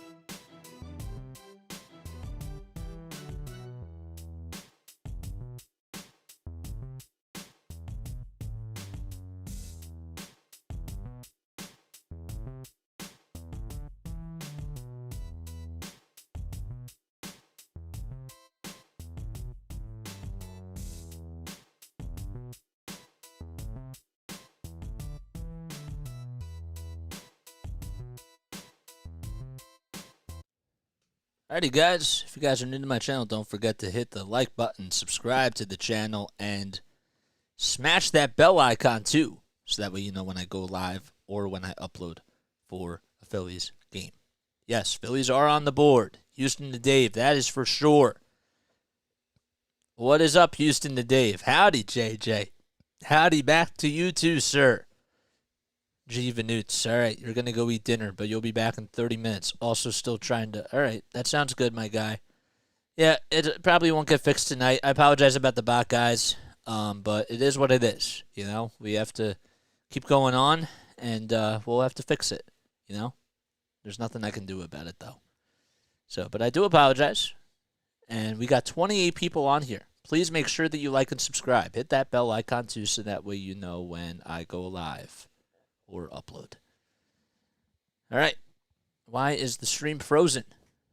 I don't know why. I have no idea why. That is a little odd. All right. Well, we got to refresh the page, I guess. Guess that's what we have to do. Saw a little bit of movement. Are we going to refresh it? I guess we probably should. You guys can still hear me, right? Sometimes it hasn't happened yet, and I hope it doesn't. But when the stream stops or freezes, the stream would stop. Rise and Rhino, I just saw your comment, so that means that we are still live. Hit that bell. Ding, ding. That's right. And please make sure that you go subscribe to Rise and Rhino's content, to his channel, and follow his content. Please. I'm putting the bot in a timeout. You can do it. That's for sure. All right, 1-1 strike to Ozzie Albies. The pitch. Check swing. Did he go? First base umpire says no. So it's 2-1 strike. Albies batting on the right side. He's been doing that all day. He is 1 for 2 versus Ranger. The 2-1 pitch. Check swing. He went around that time. There was not even an appeal. 82 pitches by Ranger Suarez. Strider blinked first. Can Ranger keep his composure? The 2-2. Outside and high.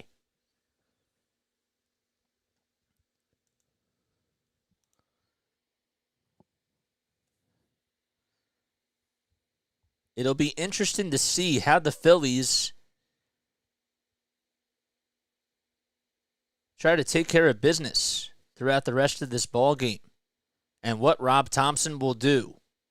3-2 pitch on the outside corner, called strike 3, a cutter on the upper third of the strike zone.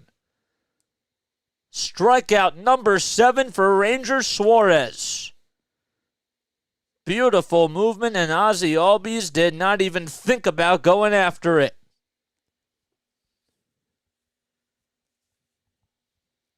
And Austin Riley comes up.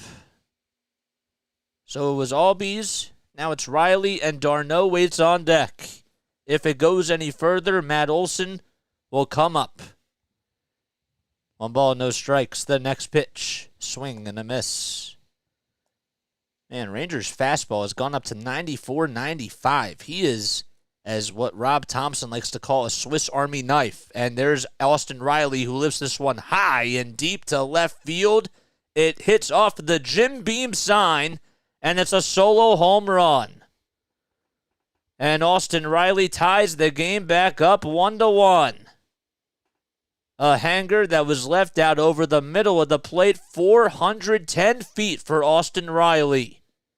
That was not coming back.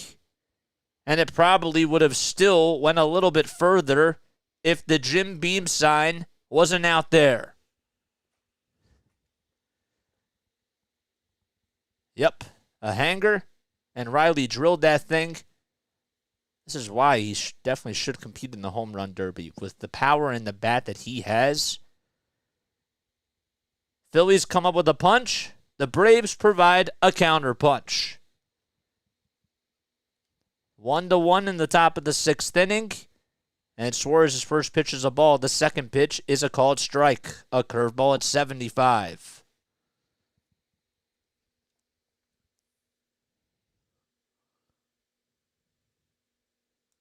The 1-1 delivery. Up high. So that is Austin Riley's 12th homer of the season and his 35th RBI.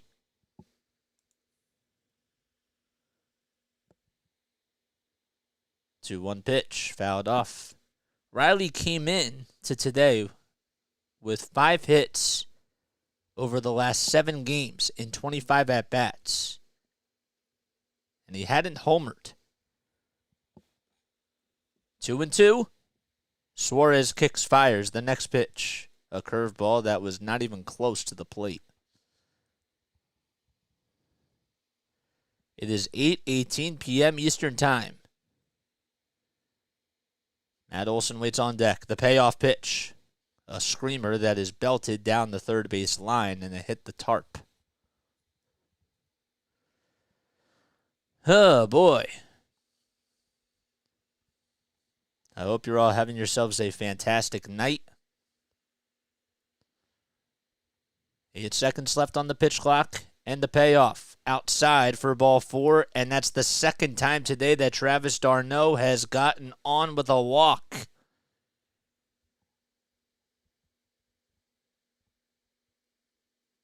d'Arnaud only had 1 walk over his last 7 games.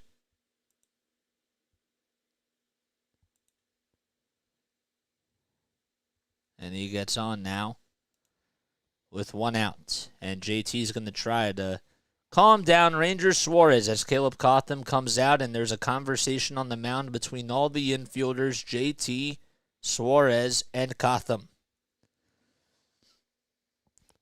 Somebody is getting loosened up in the bullpen, and it is Jeff Hoffman with his blue orange glove. Has the orange strings and the blue leather.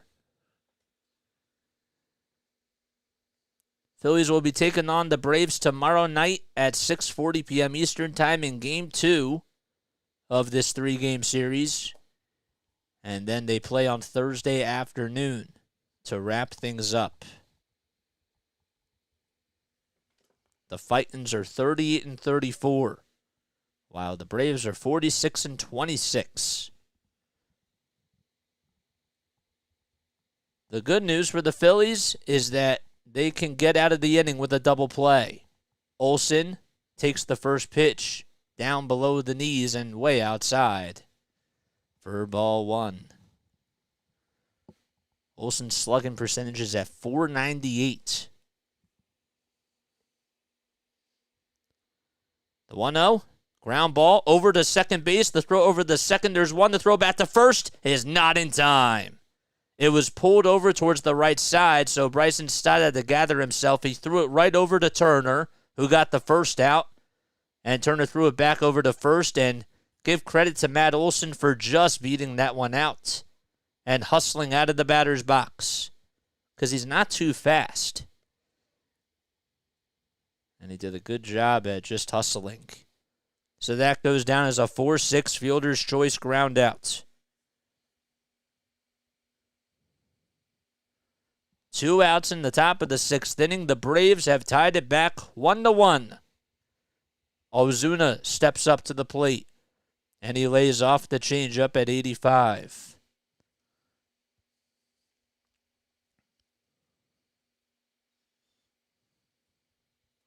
Ten seconds left on the pitch clock.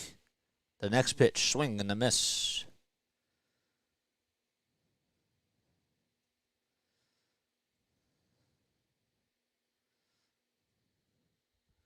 One and one to Marcel. 2 outs.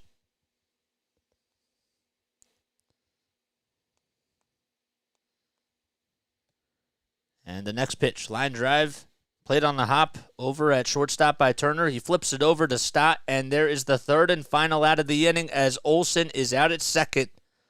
So the Braves tie it back on a solo homer by Austin Riley. They leave 1 runner on the bases. We go to the bottom of the 6th, though, as the Phillies and Braves are tied 1-1.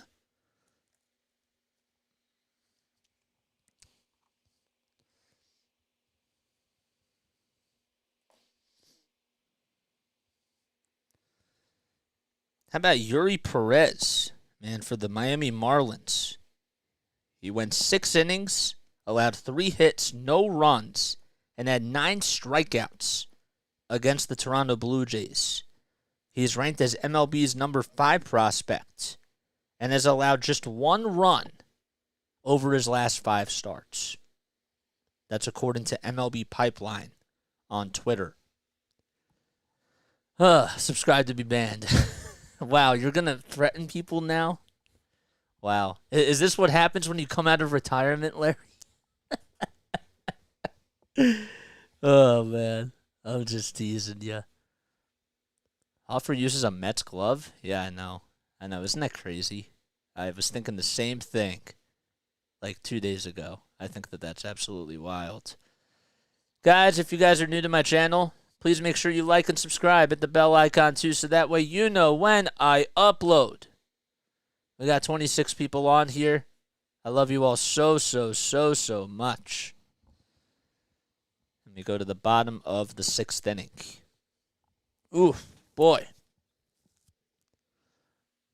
You're already drunk with power.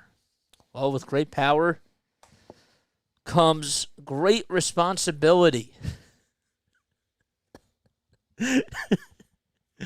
Oh, Larry, you're funny. You are very funny. 30 people on here. Hello, guys. In case you're all new to my channel, my name is Jason Joseph. This is Play by Play with JJ. Do not forget to hit that thumbs up button, the like button, subscribe, and the bell icon too. All right, my name is Jason Joseph. I'm a sports broadcaster from South Jersey. I've been on this channel for 6 months. I've really been on this channel for 9 months, but I started doing play-by-play for this channel, play-by-play with JJ. I started that 6 months ago. And we've been doing 76ers games. We started at the very end of the football season for the New England Patriots. We also do Flyers content, and we try to come on almost every single day for the Phillies as well. So, yes, please, if you enjoy my content, if you like my voice, if you like my ways, make sure you subscribe and give a thumbs up. JT is due up at the dish. No balls, 1 strike, the pitch. Swing and a miss. Firebox is solar with sober solar. Solar power. That's what I was thinking. No balls, 2 strikes. And the next pitch is laid off. Firebox says he's sober with powerlessness. I thought you said that you were solar with power. 1 and 2. Lay it off.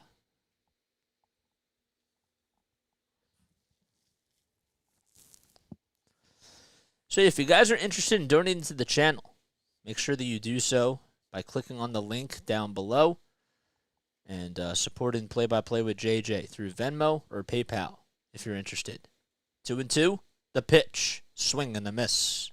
9 strikeouts for Spencer Strider. And 5.1 innings of work.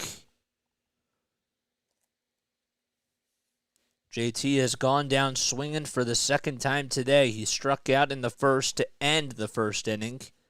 And he strikes out here in the 6th to lead off the inning.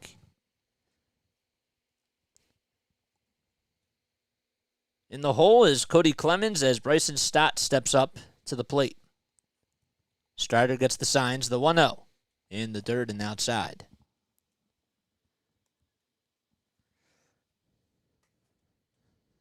Stott is hitting .294 with 7 home runs, 29 RBI. He did ground out into what was a unorthodox double play. It was a 6-4-5 double play. But then he stole second base. 2-0, and the pitch. Swing and a miss.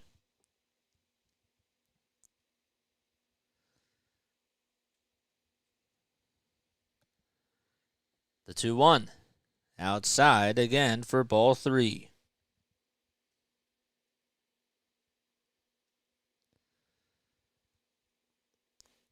Elia De La Cruz hit another home run today for the Reds. Absolutely insane what he is doing as a rookie for Cincinnati. 3-1.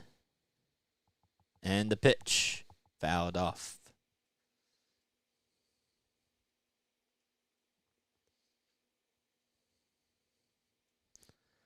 3 balls, 2 strikes. The next pitch, it's grounded, pulled over towards the first base side. Olsen tags the bag, and there is the second out of the inning.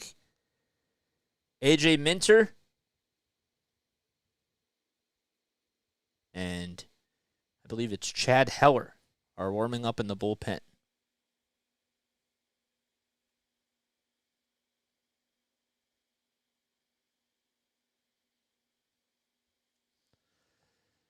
Bohm is due up, and he pops up the first pitch out towards shallow center field. Albies calls off Acuna, and he makes the catch for the third and final out of the inning.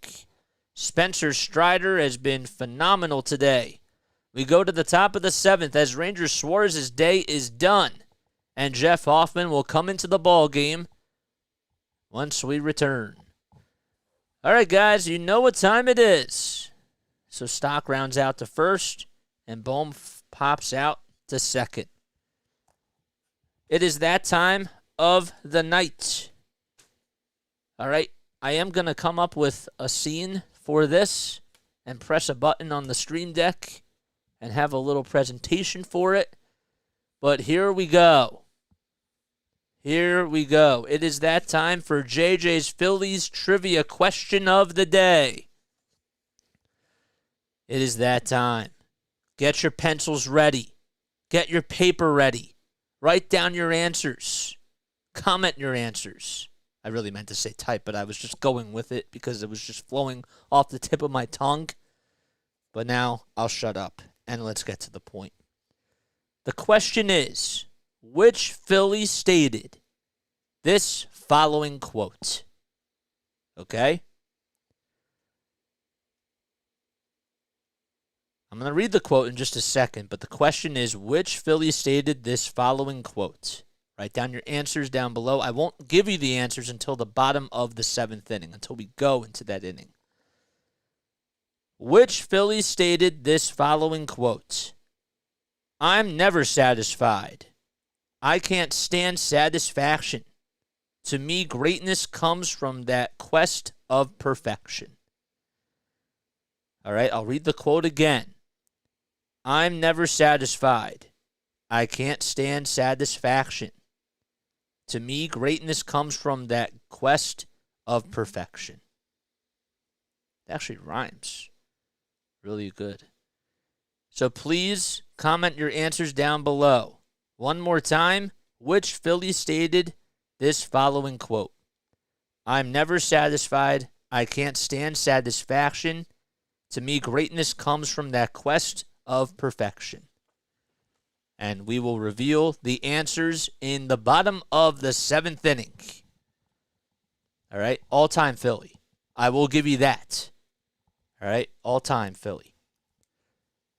But write your answers down, put them in the comments section, and then we'll go over the answer once we go to the bottom of the 7th.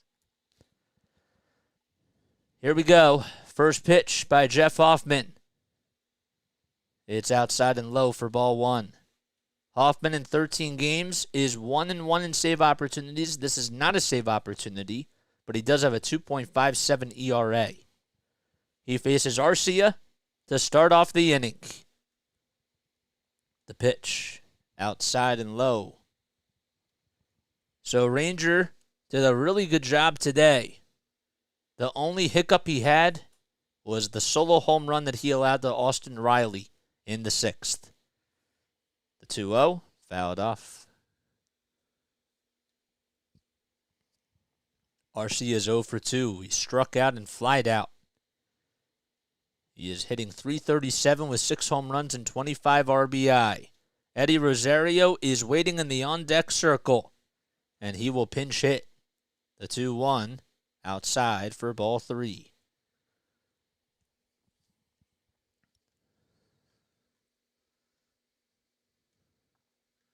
Arcia has 61 hits and 179 at-bats coming into today. 3-1 pitch, swing and a miss, 97 miles per hour on the gun. It was high and inside.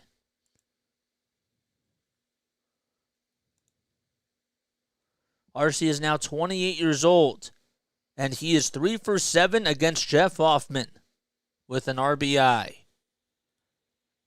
10 seconds left on the pitch clock. 3 balls, 2 strikes, the kick and the pitch inside for ball 4, and Arcia draws a walk.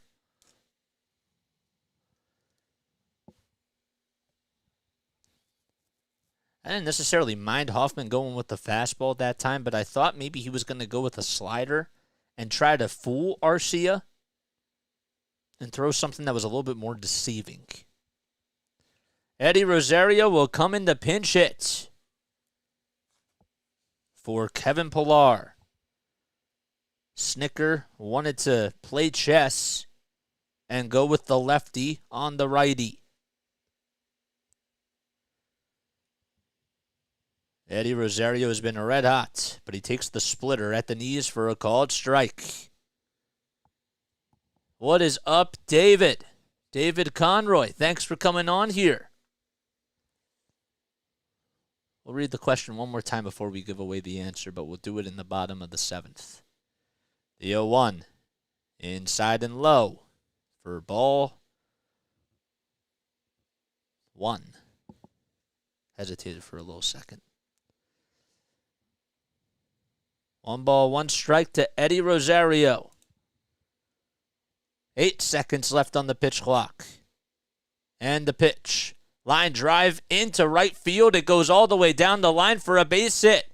Castellanos gets over to it right by the corner. Rounding third, coming in to score is going to be Arcia. And the throw is not in time. Oh, he stayed put over at third. He thought about coming in, and Arcia just went back over to third. They panned over to him running down the third base line and then cut to the throw over to second base. And Arcia just got back in there.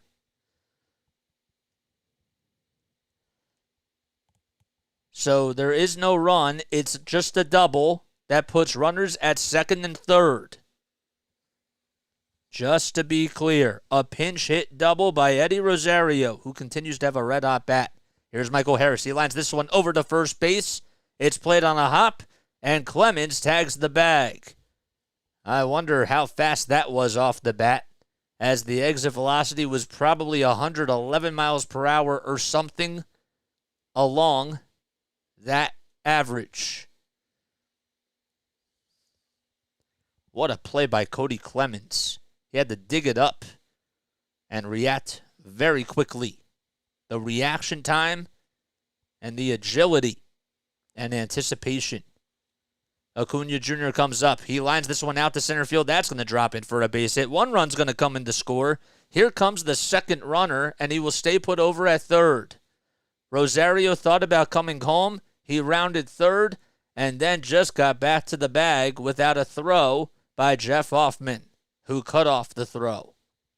Braves lead it 2-1 on an RBI single by Michael Harris II.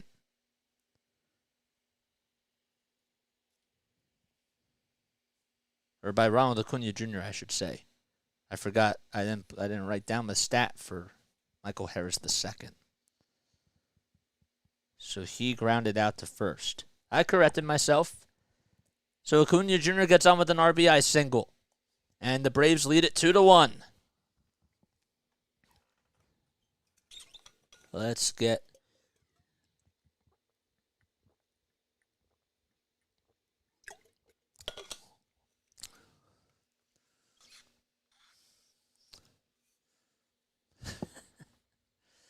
oh, boy.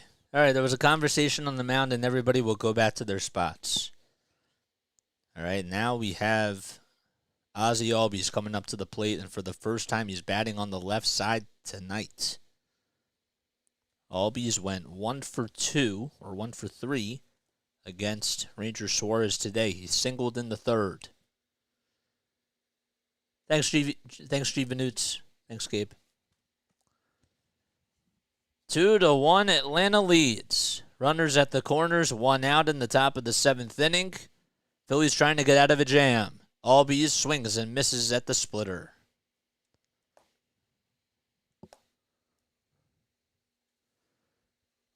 Braves winning, so is Strider coming out for the bottom of the 7th? Don't know. That's a good question. No balls, 1 strike. 5 seconds left on the pitch clock. Throwback over to first. Was almost off the line, and Clemens got over to it, and I don't know what happened, but somehow the ball went over to third. I think that they threw it over to JT, and JT threw it over to third base to try to get Rosario, and the throw was not in time. Let's see. Hoffman threw it over to first. Clemens threw it back over to third. That's what happened. It was a good try, and an interesting thought.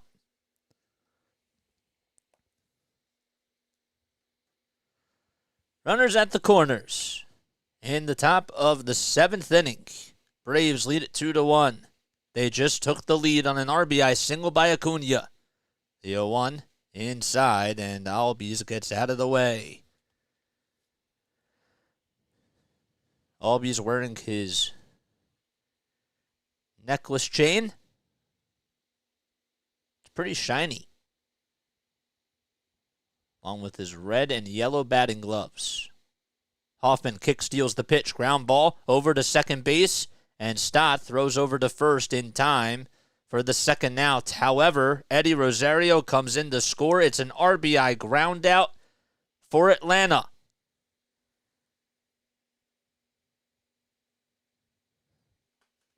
So Albies gets a productive out. And Acuna goes over to second. He's now in scoring position. The Braves lead it 3-1. Austin Riley steps up to the dish. He's batting .244 in the 7th inning or later with 7 homers. And he lays off the fastball. So back-to-back RBI for Acuna Jr. and Albies. Acuna Jr.'s at second. 2 outs. The 1-0. Down low and outside for ball 2. Phillies, in their bottom of the 7th inning, will have Cody Clemens, Brandon Marsh, and Kyle Schwarber, all lefties. 2-0 to Austin Riley, who homered his last time up. Hoffman kicks, fires the pitch. That ball is lifted high and deep to center field. It was actually off the end of the bat. Marsh comes underneath it. He makes the catch, and that'll do it. The Braves take the lead, though, on an RBI single by Ronald Acuna Jr. and an RBI ground out by Ozzie Albies. And it's now 3-1 as it's stretch time at the bank. Okay. All right, guys, in case you're all just tuning in for the very first time, I'm Jason Joseph. This is Play-by-Play with JJ. I started this channel 6 months ago. I'm a broadcaster from South Jersey. I called games for the Wilmington Blue Rocks, who are the minor league high A affiliate of the Washington Nationals. I also called games for the Delaware Bluecoats, who are the NBA G League affiliate of the Philadelphia 76ers. And I graduated from Rowan University last year in the spring. I also interned at NFL Films during the last season, and stayed there up until the week after the Super Bowl. And during my time, during the middle of the internship, I started this channel because I also just missed putting on the headsets. And I wanted to come back on here just to call more games. All right, time for the answer. Don't forget to like and subscribe and hit the bell icon. Okay, so once again, we're going to ask the question one more time. Which Philly stated this following quote? I'm never satisfied. I can't stand satisfaction. To me, greatness comes from that quest of perfection. All right? Jot in your final answers. All right? And then we will get to the answer. All right? I will give you 30 seconds. And if you guys haven't done so, go subscribe. 20. 15. 10. 10. 9. 8. 7. 6. 5. 4. 3. 2. 1. Okay. I don't know why the stream froze, but... So, somebody said Alec Boehm. Somebody said Bryce Harper. Somebody also said Kurt Schilling. I remember I saw that. None of those are the right answer. Brandon Marsh, that's not the right answer either. The answer is Mike Schmidt. Schmidt said that he's never satisfied. He even made that during this speech when he got inducted into the Hall of Fame. He can't stand satisfaction. And that is how... That's always how he played, too. He was never satisfied. He always wanted to get better at his craft. And Chase Utley's not the right answer. It's Mike Schmidt. It is Mike Schmidt. All right. I don't know why the stream froze on me on the NBC Sports app again. It says that the coverage will resume shortly. There must be a problem with the NBC Sports app. Here we go. Okay. Good. I think we're back in business. All right. Let me know if you guys like that question. I wanted to be a little bit creative with it. I was thinking of quotes because I, for some reason today, was thinking a lot about shows that I've done, and I thought about dialogue, so I thought that was a good one to ask. So, that's what we do. All right. Let's put this back in. We're having some problems with the stream. Apologize about that, guys. We'll refresh the page, and we will do that. Okay. So they are still in the 7th inning. All right, there we go. AJ Minter's coming up to pitch for the Atlanta Braves. So Strider's day is done. Minter in 35 games is 3-5 with a 5.51 ERA. He also is 10 for 13 in save opportunities. First pitch, outside and low for ball one. NBC Sports, not Amazon. But yes, you're correct. 1-0. 5 seconds left on the pitch clock. And the next pitch popped up behind the plate, and it's fouled off. Your guess was correct? No, I said Mike Schmidt. You were wrong. You said Kurt Schilling, and you said Utley. It's not right. 1-1. Check, swing, foul ball.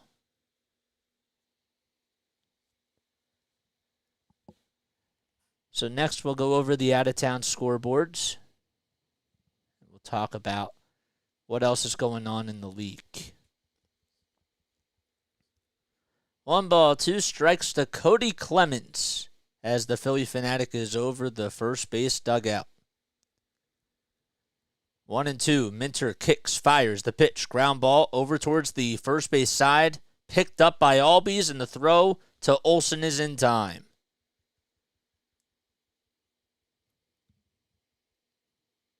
One away, and the Phillies are down to their final 8 outs. So all lefties are up for the Phils. And the NBC Sports app is getting a little glitchy. Bottom of the 7th. 1 out. And the pitch. Way inside and high for ball 1. I will say, if it is a little bit glitchy, I will have to turn on the TV after this half inning is done. 1-0. Marsh 2 for 2 today. The pitch. Way up high.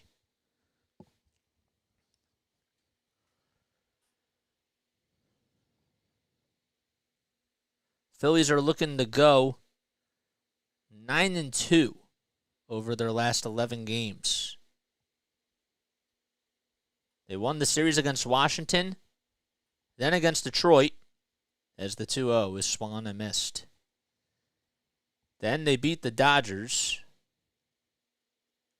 and the Diamondbacks, and the Oakland Athletics. So they've won 5 series in a row. 2-1. Minter kicks, steals the pitch. 96 on the gun. And Marsh swings and misses at it.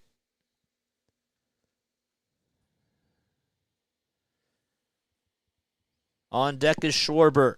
If Marsh gets on, the tying run will come up to the plate. 1 second left on the pitch clock, the 2-2. Check swing, did he go? Third base umpire says yes. I thought maybe Marsh held his swing, and he is staring at the scoreboard, and Minter gets his first strikeout. I think he held it up. Carlos De La Cruz in the 6th inning.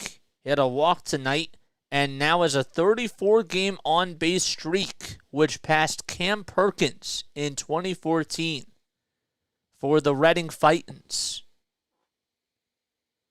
He's been one of their top prospects. Schwarber fouls the first pitch off behind the plate. In his career versus A.J. Minter, Kyle was 1 for 7 with a double and an RBI. Nobody on, 2 outs in the bottom of the 7th inning. 8 seconds left on the pitch clock. Minter kicks, fires, and Schwarber shows bunt, bunts it right back towards the pitcher, tries to go over to first, and the throw is in time. Schwarber tried to be a little bit fancy, but he's not too fast. Coming out of the batter's box, and he's out by 2 steps or so.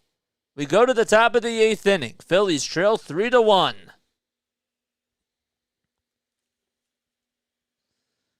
All right. So Marsh struck out, and Schwarber grounded out to the pitcher. Alrighty, guys. Let's go over the out-of-town scoreboards. First of all, if you guys are new to my channel, don't forget to hit the like button, subscribe, and hit the bell icon too, so that way you know when I upload. We got 32 people on here. Hit the like button, man. Subscribe to the channel. And also, if you do subscribe, I will shout you out. The goal is to get to 550 subscribers by the end of this stream. So please make sure that you do that. All right, let's take a look at the scoreboards, shall we? So, first of all, the Braves are beating the Phillies 3-1 as we go to the top of the 8th. Orioles and Rays. Orioles are up 7-4. Rays were down and have been trying to come back. They have the bases loaded in the bottom of the 6th inning. Royals lead it 1-0 in Detroit against the Tigers. It's in the bottom of the 9th. Detroit, though, has a runner over at third, and there's 2 outs. The Blue Jays are up 2-0 against the Marlins in the bottom of the 8th inning. In Miami, Yankees lead it 3-1 against Seattle, and that game is in the bottom of the 7th inning. Oh, boy, why does this stop? Cardinals are up 5-1 in Washington against the Nationals. And the Cubs have a 2-0 lead in Pittsburgh. Finally, the Reds and the Rockies are up 6-2, the Reds, that is, as they go to the bottom of the 5th inning. A's and Guardians, 2-0 Oakland in the top of the 7th inning. And then the Red Sox and the Twins. That game is in the bottom of the 5th. That's been cruising by pretty quickly. It's 2-0 Boston. Diamondbacks and Brewers. Diamondbacks have the lead 4-1 in the top of the 3rd. Corbin Carroll continues to hit really well. Astros lead at 3-0 against the Mets in the bottom of the 3rd inning. White Sox are up 2-0 against the Rangers, and we have 2 games that are still yet to be played. Padres are taking on the San Francisco Giants out of the Bay Area. The game will start at 9:45, and the Dodgers and Angels will play at 10:07. Hoffman goes out there for his 2nd inning of work, and d'Arnaud swings and misses at the 1-0. It was way down low over the center part of the plate. 1 ball, 1 strike to Travis d'Arnaud.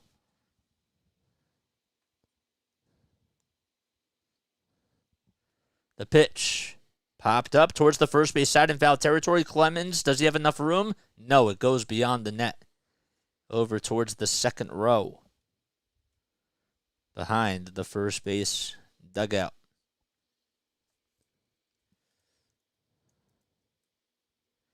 Hoffman was picked up by the Phillies this season after being let go by the Rockies. 1 ball, 2 strikes. And the next pitch on the outside corner, taken all the way for a called 3rd strike. And Travis d'Arnaud is retired on strikes as he goes down looking.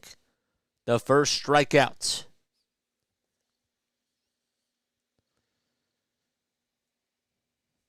And Rob Thompson is going to come out, and they just wanted him to face the right-handed batter.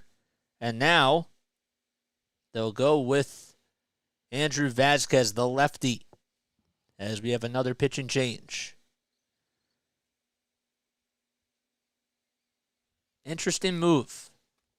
Very interesting move, for sure. All right, guys, I'm going to take my final break. So I will be right back in just a few moments, and I will see you all very soon.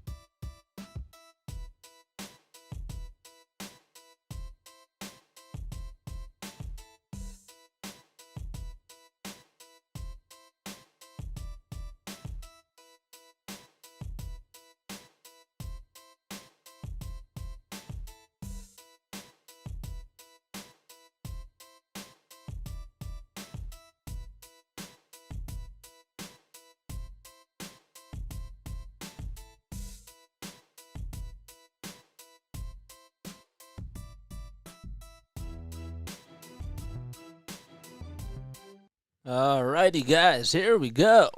Andrew Vasquez comes into the ball game. 1 out in the top of the 8th, and the pitch, swing and a miss. 1 ball, 1 strike to Matt Olson.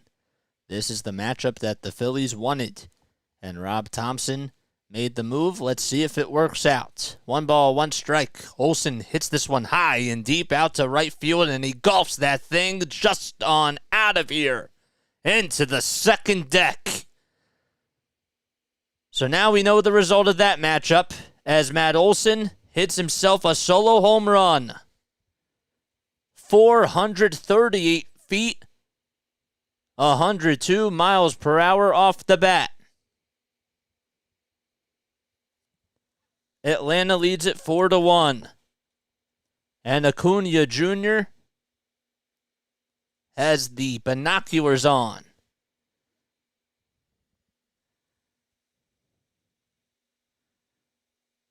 And that'll bring up Marcell Ozuna as Atlanta leads it 4-1. The first pitch at the knees for a called strike. Olsen just took a hanging breaking ball out of the yard. The 0-1 to Ozuna is lined out to right field. And there's 2 away. So Atlanta leads it 4-1 in the top of the 8th inning with 2 outs in game 1 of this 3-game stretch.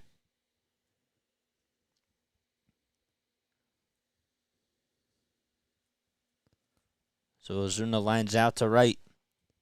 And the first pitch to Arcia is grounded back up the middle for a base hit. It just got behind the bag and sneaked on it into center field.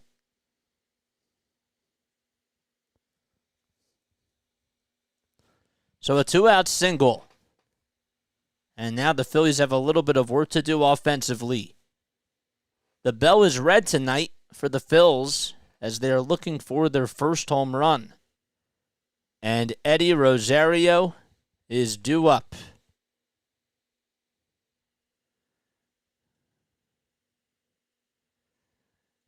It's not over, Keith. Can't think like that. 268 Eddie is hitting. First pitch. It's taken on the outside corner for a called strike.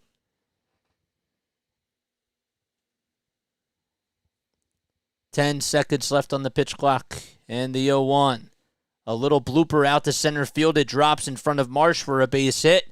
And runners go from station to station, but Arcia was almost caught at second. He was rounding second and then just got back to the bag as the throw by Marsh to Stott was, I think, a little bit off the line. Not by much, but I think he could have been out. Runners at first and second, and Michael Harris comes up.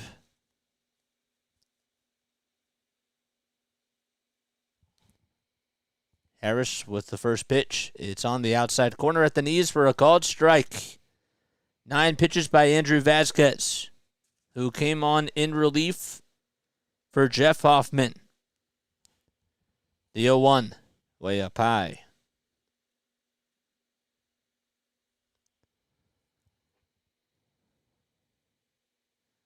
Harris today is 1 for 3. 1-1 pitch, swing and a miss.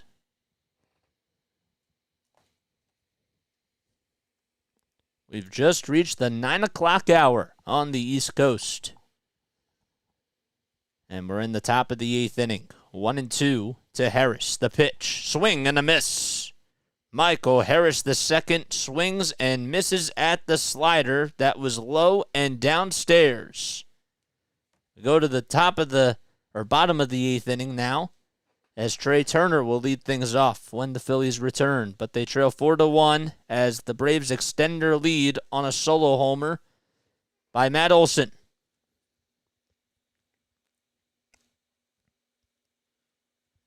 All right.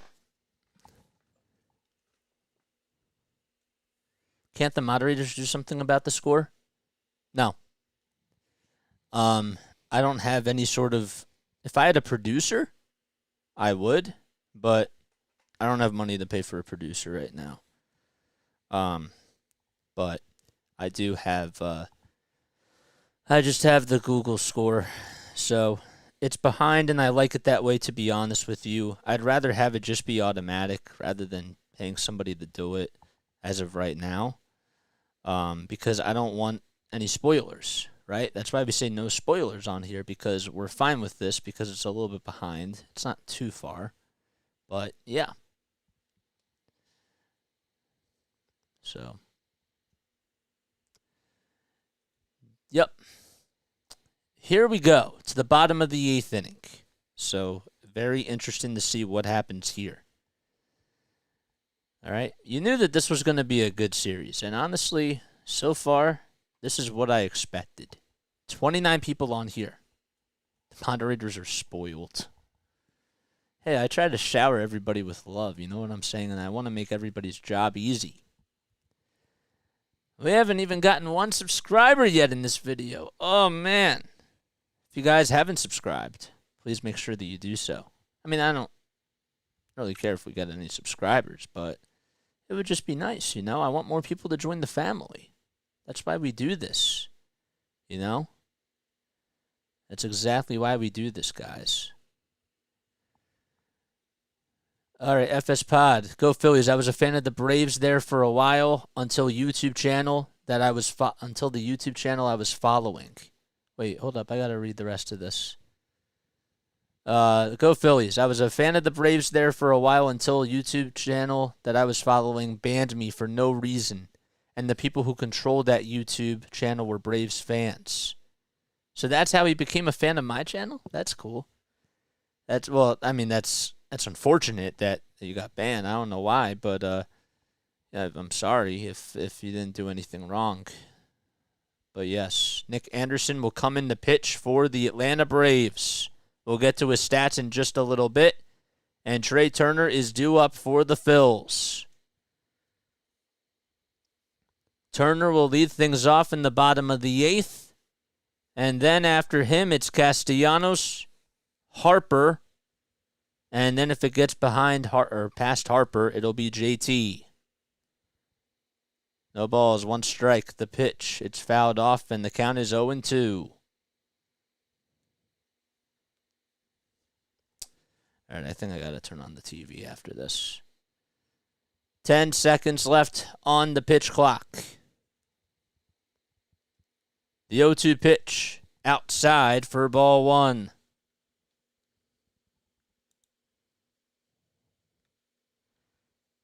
Strider did a good job today for Atlanta. The 1-2 by Anderson in the dirt for ball 2.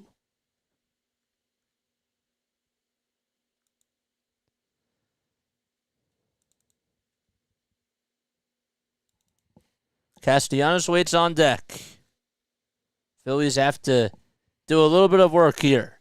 2 balls, 2 strikes. Anderson with the pitch. Line drive into center field. Backing up is Harris II, and he tracks it down for out number 1.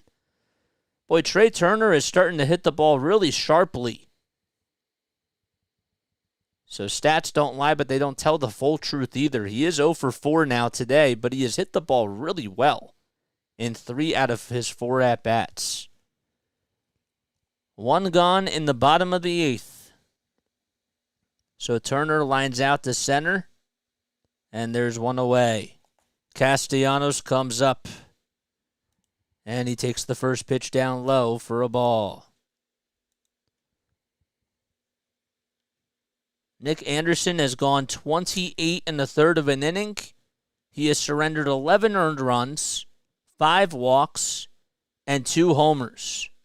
But he has 32 strikeouts and has given up 24 hits.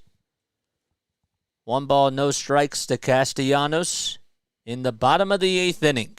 Phillies trail 4-1 against the Braves. The 1-0 swing and a miss on a curveball at 82 miles per hour.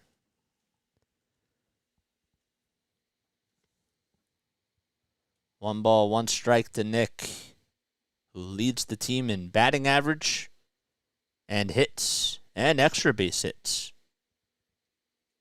The 1-1 to Nick, laid off. Good take on the curveball just below the knees.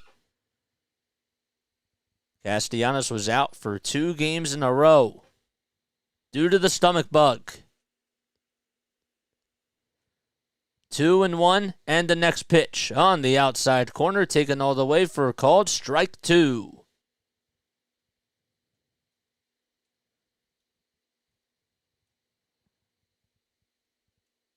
2 balls, 2 strikes. Anderson kicks, fires.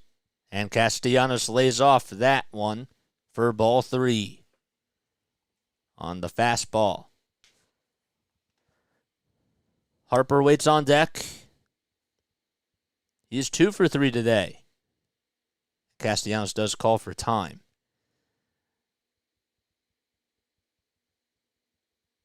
All you just got to do is just try to get one runner on base and take one at-bat at a time.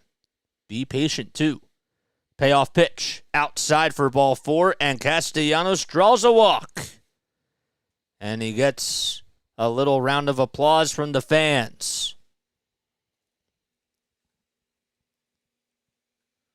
A 1-out walk for Nick Castellanos, who got the RBI single in his last at-bat. And Harper is up.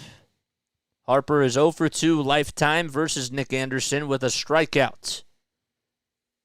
The good news, though, is that he's 2 for 3 today with 2 singles. First pitch. Ooh, he wanted to hit that curveball, but he just missed it.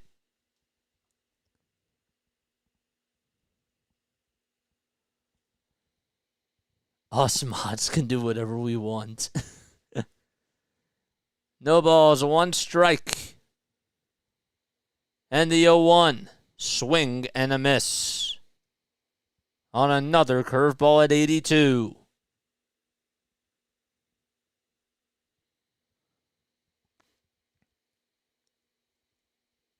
No balls, 2 strikes. Anderson kicks, fires. The next pitch, swing and a miss.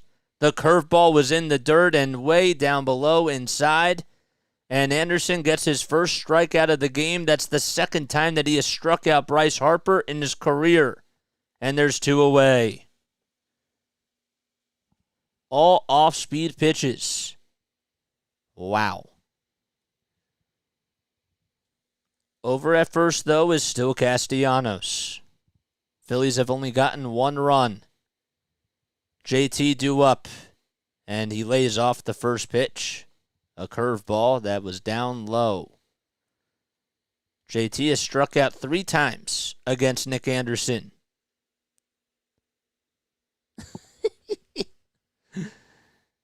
The 1-0 pitch. Line drive back up the middle for a base hit. Harris the second has to get over there, and he finally does so. Castellanos rounding second, going to third. JT trying to extend a single to a double, and he dives, and he's ruled out at second base. And Realmuto wants to review this. He signals over to the dugout to see if whether or not they should challenge this or not. JT trying to be aggressive. He tried to extend the single to a double. Harris made a pretty good throw. And he's out. No, maybe not. I thought that maybe Albies tagged him on the left forearm for just a quick second.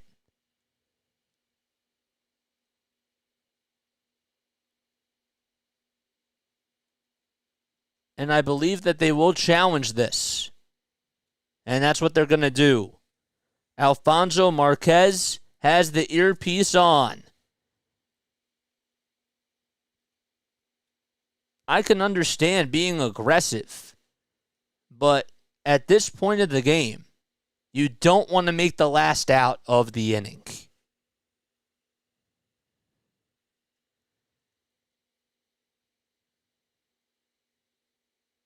I don't know if he got him, actually. The question is, did he tag him on the forearm?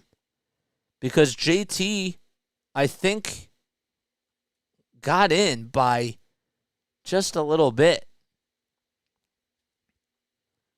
This is absolutely huge because Bryson Stott, if he comes up in this inning, would represent the tying run. They still have not made a call.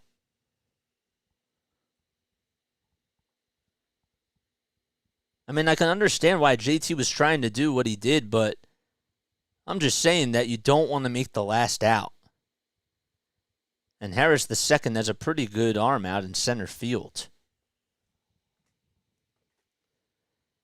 They're still reviewing this, though. So the fact that it's actually taken them this long probably means that this challenge could get overturned. Now, the other question is, when JT got off the bag for a quick second, did his hand came off for a couple of seconds, but was his fingers still on the bag when the tag was applied? And the call stands as the challenge is confirmed. So that's going to wrap things up, and we go to the top of the ninth. 4-1, Atlanta leads as the Braves come up to bat.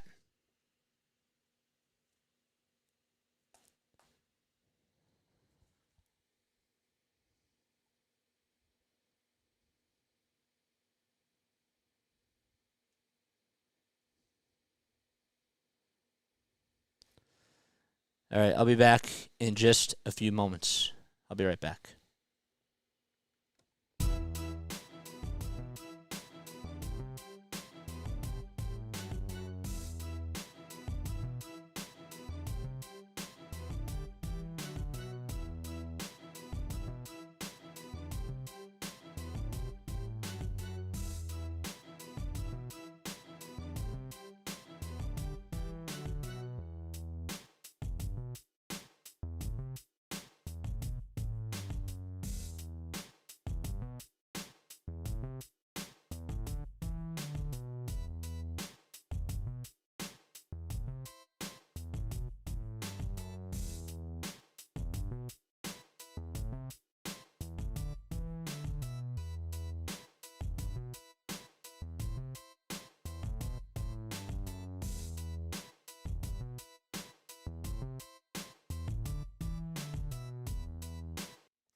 All right, guys, here we go. All right, we're back. We go to the top of the ninth inning. See, even if the call was overturned, I stand by what I said. I stand by what I said. All right, we go to the top of the ninth inning. Phillies are down 4-1. The Phillies did lose their challenge as JT was ruled out at second base. I mean, you can't blame Rob for challenging it for sure. But,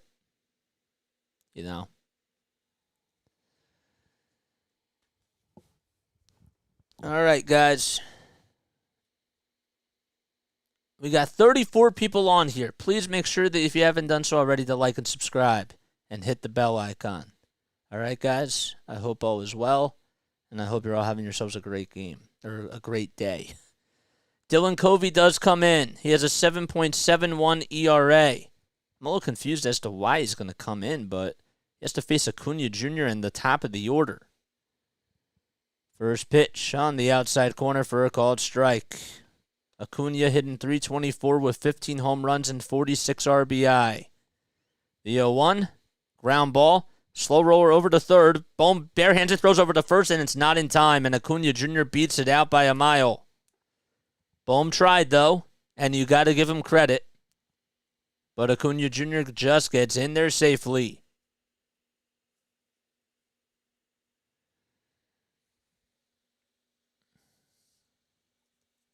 So that's a leadoff infield single. Bohm barehanded it and made the right play. It was just a good overall attempt for sure.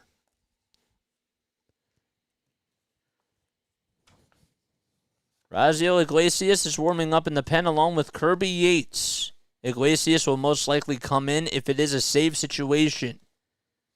Albies steps up to the plate, batting on the left side, then he fouls the first pitch off. Ozzie hitting .269 with 17 home runs. Today he's 1 for 4. Covey gets the signs from JT, kicks, fires, and it's inside.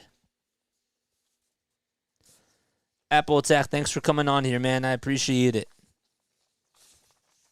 I really do.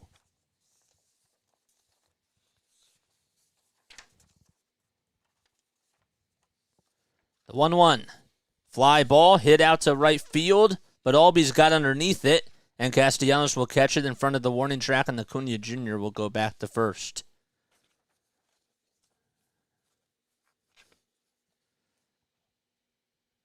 So,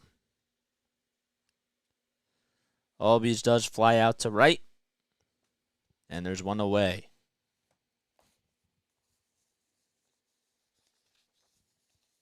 I think Covey dodged a bullet there. Riley comes up. Throw back over to first. Not in time.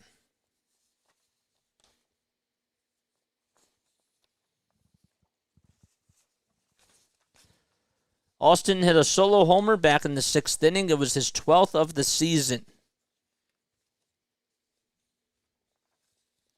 And he takes the first pitch at the knees for a called strike. Riley has reached base safely on a hit in 50 games this season out of the 72 games that he's played. And he's had multiple hits in 20 of those games. 0-1. Covey looks back over to first. The 0-1. Swinging a ground ball over to shortstop. This could be 2. Turner decides not to throw over the second, but he throws over to first across the diamond just in time to get Riley out. There was no chance that Acuna Jr. was going to get out at second base. And he's in scoring position, but advances over on the ground out by Riley.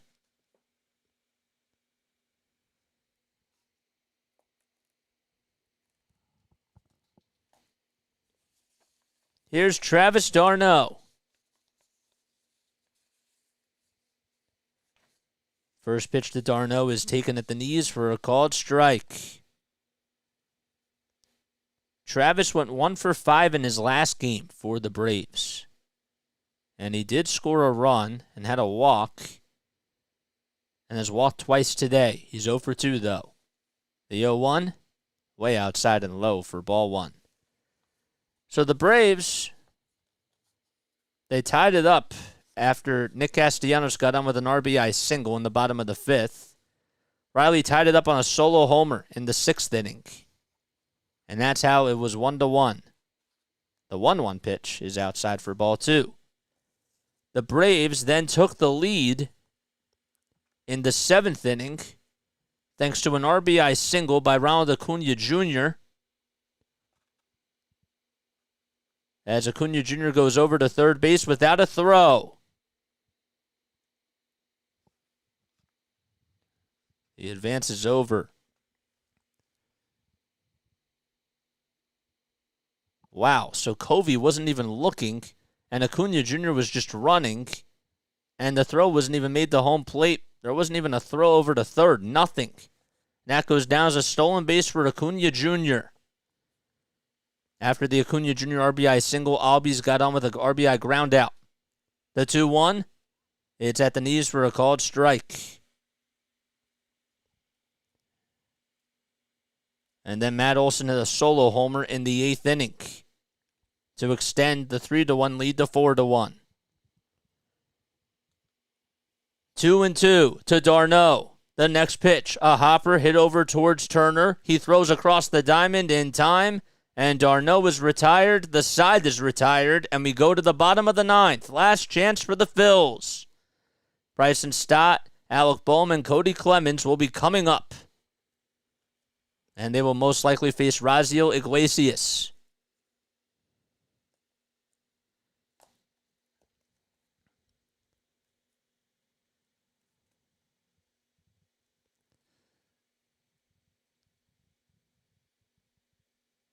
So d'Arnaud grounds out the shortstop.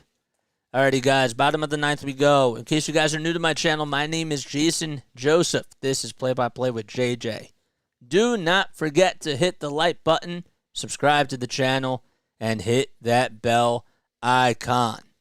All right, guys? I'm a broadcaster from South Jersey. I've been doing this channel for now 6 months. And, yeah, started calling games for the teams that I love, including the Patriots, the Sixers, the Phillies.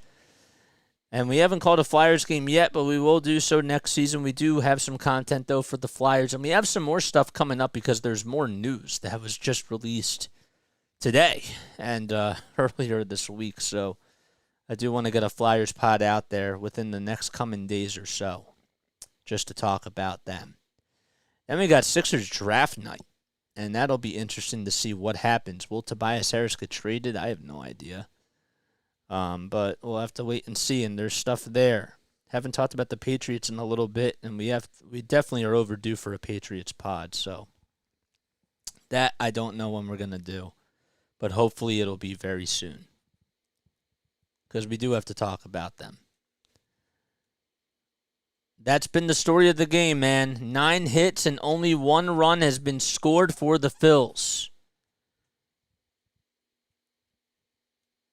They haven't really done too well today, but you know what? They're going to have to respond. And they can.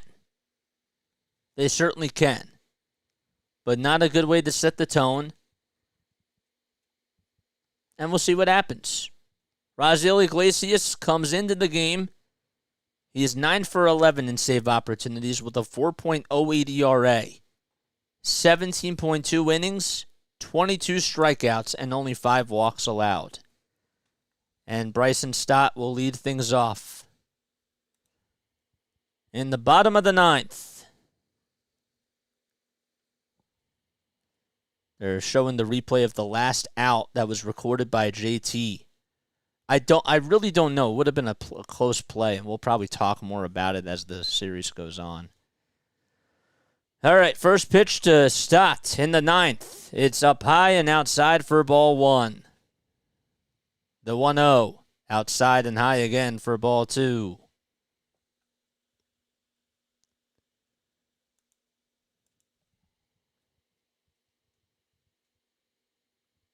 Two balls, no strikes. 5 seconds left on the pitch clock, and the delivery and the pitch. Fouled back. So Charlie Morton will most likely start tomorrow's game against Aaron Nola. 2-1. Iglesias kick steals the pitch outside for ball 3. Good eye by Bryson Stott.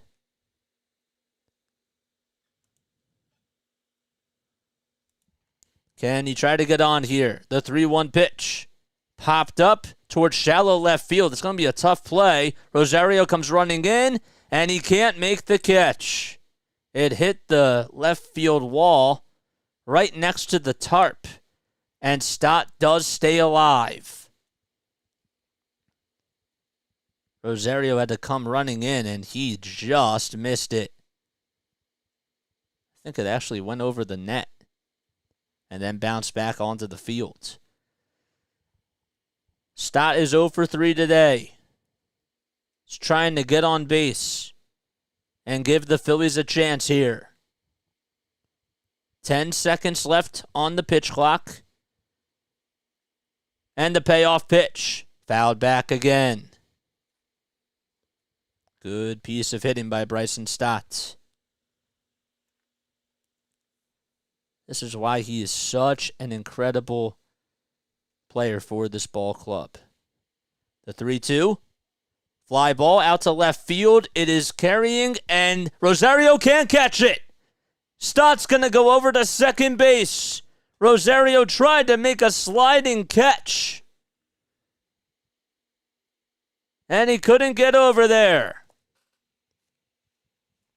Rosario almost made a nice catch. It was a tough play, but Bryson Stott with a leadoff opposite field double.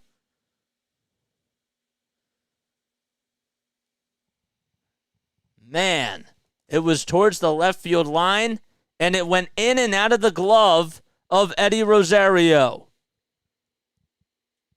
And here comes Alec Bohm to the plate. And the first pitch, it's at the knees for a called strike.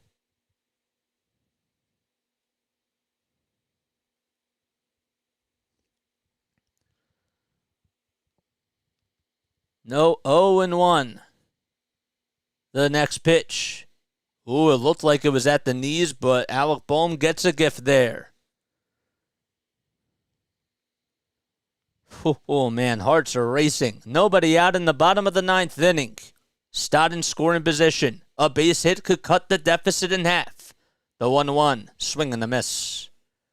94 miles per hour.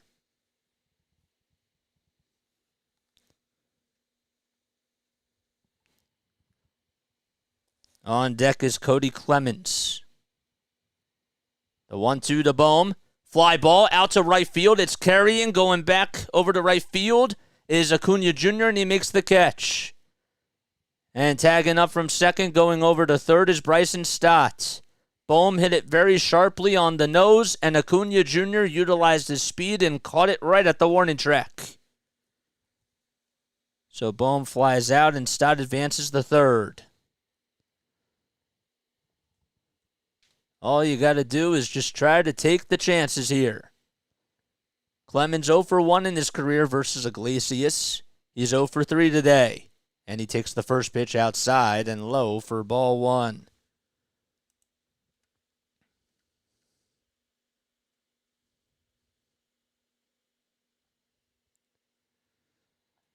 One ball, no strikes. Swing and a miss. On a changeup at 89 miles per hour. 13 seconds left on the pitch clock. The 1-1 pitch. Ground ball over to second base, and this should get the runner home. The throw over to first is in time. 2 outs, and the Phillies do get a run on the RBI ground out by Cody Clemens. And they are down to their final out now.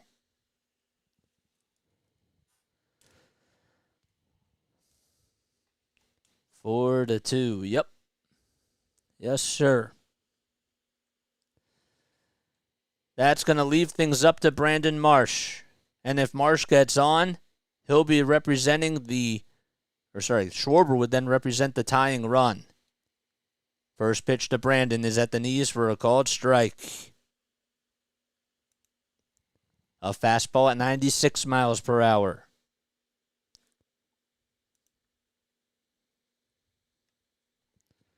The 0-1 swing and a miss.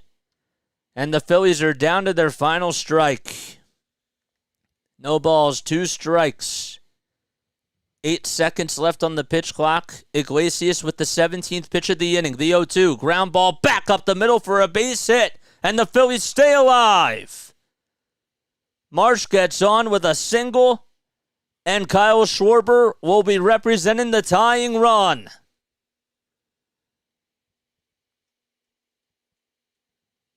A fastball down the middle of the plate, and Marsh is now 3 for 5 in his career versus Iglesias. Fans standing on their feet. One swing of the bat could tie the ball game. Phillies down 4 to 2. The first pitch to Schwarber. It's at the knees for a called strike, a changeup at 90 miles per hour. Kyle is 2 for 4 today. He led the game off with a single on the first pitch by Spencer Strider. The 0-1 down below the knees for ball 1. And Marsh goes over to second base and gets himself a steal. 1 ball, 1 strike. And a base hit could make it a 1-run game. 1-1, 2 outs in the bottom of the 9th. The pitch laid off by Kyle. The changeup was way outside for ball 2. Last time Iglesias did pitch, he did strike out the side, but he's been very shaky this season. The 2-1 popped up, foul behind the plate, and the Phillies again are down to their final strike.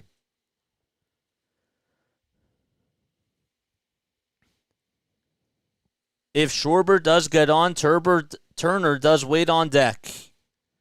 2 balls, 2 strikes. The pitch to Kyle. Swing and a miss, and that's the ball game. Schwarber chases after the changeup, and Iglesias comes in and closes the door. The Phillies did get a little bit of noise in that 9th inning, but they came up just a little bit short. And Atlanta takes game 1 of this 3-game series. Austin Riley hit the solo home run to tie things up in the 6th inning. And Matt Olson hit a home run in the 8th. And Acuna Jr. also had an RBI single. It was a pretty good ball game down to the wire. And Spencer Strider went 6 strong innings tonight, only allowed 1 earned run, 8 hits, and 9 strikeouts. So the Phillies, they lose this game by a score of 4-2. 103 pitches, 72 of them were strikes thrown by Spencer Strider. And hopefully the Phillies can try to come out victorious tomorrow night, as they will be back on at 6:40 p.m. Eastern Time. We'll have some more coverage of the Phillies and the Braves, as we will call Game 2 and Game 3 of this series, but they do come up small tonight. But hopefully they bounce back tomorrow. You know, that's how it should be. All right, I love you all so much. Before we sign off here, make sure that you like, subscribe, hit the bell icon too, so that way you know when I upload. I love you all so much, and I will catch you all on the next one. Ethan, I saw your comment, man. I don't really take that personally. You know what I'm saying? It is what it is. You can come on here and support the channel if you'd like, but if you don't like me for being a Patriots fan calling a Phillies game, it is what it is, man. I just love the Phillies and I like the Patriots. There's nothing wrong with that. All right, love you guys. I'll see you all on the next one.